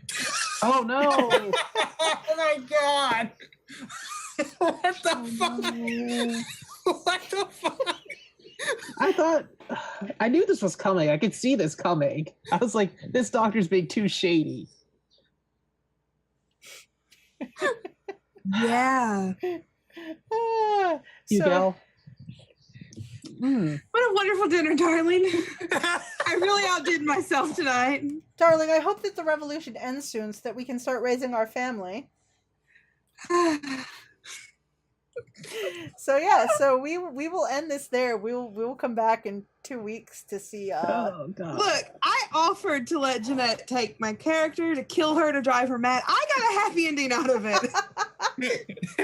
Yeah, you don't have to lose your head. You're good. You're good. I offered. Mm-hmm. That offer was put out there. That's all I'm saying. Yes, as Hugel goes into retirement from this wonderful If you guys survive, just come to the countryside and retire with me. Mm-hmm. All right. So I don't think we'll get that joint. So you guys are we'll pick this up. You guys are in the catacombs. Dr. Regault, or Citizen Regault, has gone through some interesting changes in the 5 years since you last really dealt with him. Things are looking pretty frightening. But it seems you have a strange ally who has been hiding in the catacombs all these years. Is it the person we shot? I don't know. We will find out. So, all right. Why don't we do some plugs? Dylan, do you want to start? Sure. I'm a little scatterbrained right now. Jesus. You're a little shook. A little shook, yeah. Rattling them bones. Oh no. Alas, them you hardly knew them. I don't know what else I can say. Let me see. This week, I believe the only announcement really I have, Sunday at 6:30 p.m. I do believe I am guesting on Dungeon Academy over at Power Square RPG Yay! with a bunch of lovely ladies, including my girlfriend, which should be really fun. Hopefully, they don't hate my character. But you might have seen already if you watched Rats of Waterdeep. That's who I plan on playing. Oh. And if you haven't seen already, you should go back and watch Rats of Waterdeep on this channel. Yeah, that's really good. It really The is. rise of the new Rat King. All right. And Jamey, do you have any plugs or anything like that? The only thing I have is that at some point I'm going to be joining a game that's going to be streamed. I think I referenced it on Rats of Waterdeep on Sunday. I don't know all the details yet. It's kind of up in the air, so It's follow me coming. on Twitter. I'm sure you'll get some updates on it. Yeah. All right. And Scotty? Okay. There will be no Trackless Sea this week. We're recording, but it's for something secret. Can't tell you. But Friday, 7 o'clock Eastern Standard Time on my Twitch channel, normal plug, I'll be playing Retroverse. This campaign setting is inspired by the great music, games, books, movies, and fashions of the past. It resides in a place of half-faded memories, barely remembering songs, lost childhood friends, outdated styles, and time-corroded files. Excellent. It goes And by the rule of cool. We love it. It's a good show. You should watch it. It's on Scotty Hood's Twitch channel, so make sure you go there. And then Katy, Hugel has retired. Katy is not joining us for the rest of this. She's going to let these poor soldiers deal with this new strange Katy. activity. Goodbye. Say goodbye. Just in the arms of an angel. And yes, Hugel indeed does get to kind of go off into the sunset in a happy ending for a Call of Cthulhu game. Which doesn't happen a lot. No, it doesn't. I hope we stop this. You don't know where I am. I'm Katy. Yeah, this is my last game. Maybe one day, if I have a Tuesday off in the future, I can come back. If it lines up, Hugel make an appearance or something like that. It'd be really cool. I'm on Off the Table a lot with games there. We're finishing up our season, so we'll be starting some new things in the future. I'll be there. I'll be on some other channels with some secret stuff I can't talk about right now that I'm starting soon. Follow me on Twitter to get hear about that. I'm taking the week off, so I won't be doing anything else normally that I usually do. But I will Saturday. I'll be on Scraticus' channel at 10 a.m. 9 or 10 Eastern Standard. I don't know. It's one of those.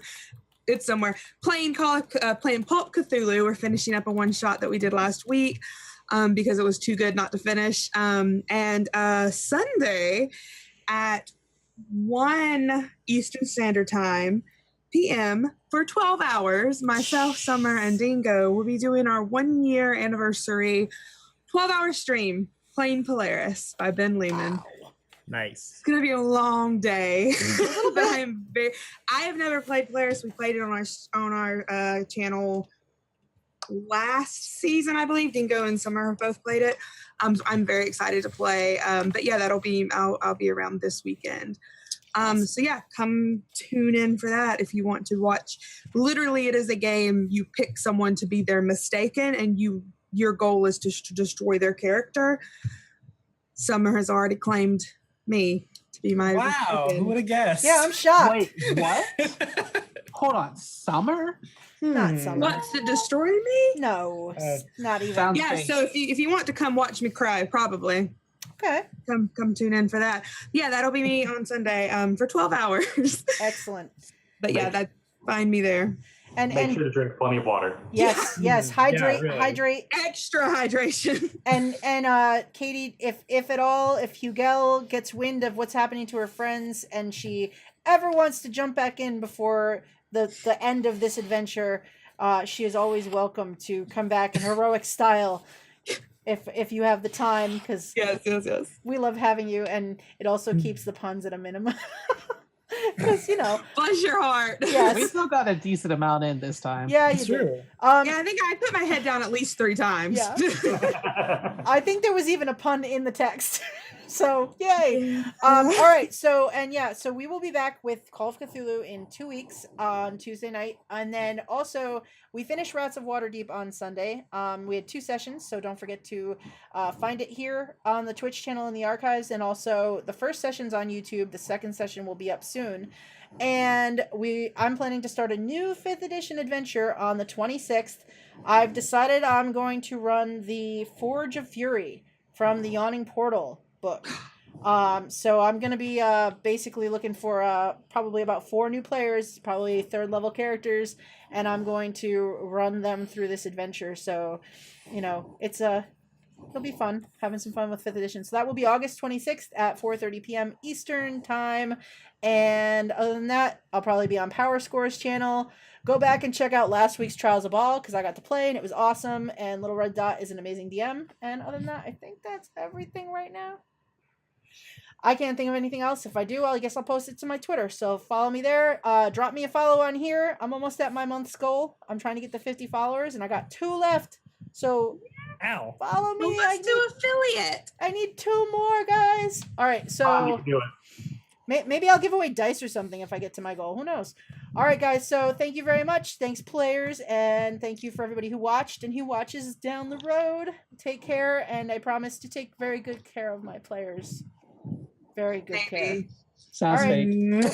We're out of here. I gotta go do laundry. Bye, guys. Thanks. Bye. Later. Bye.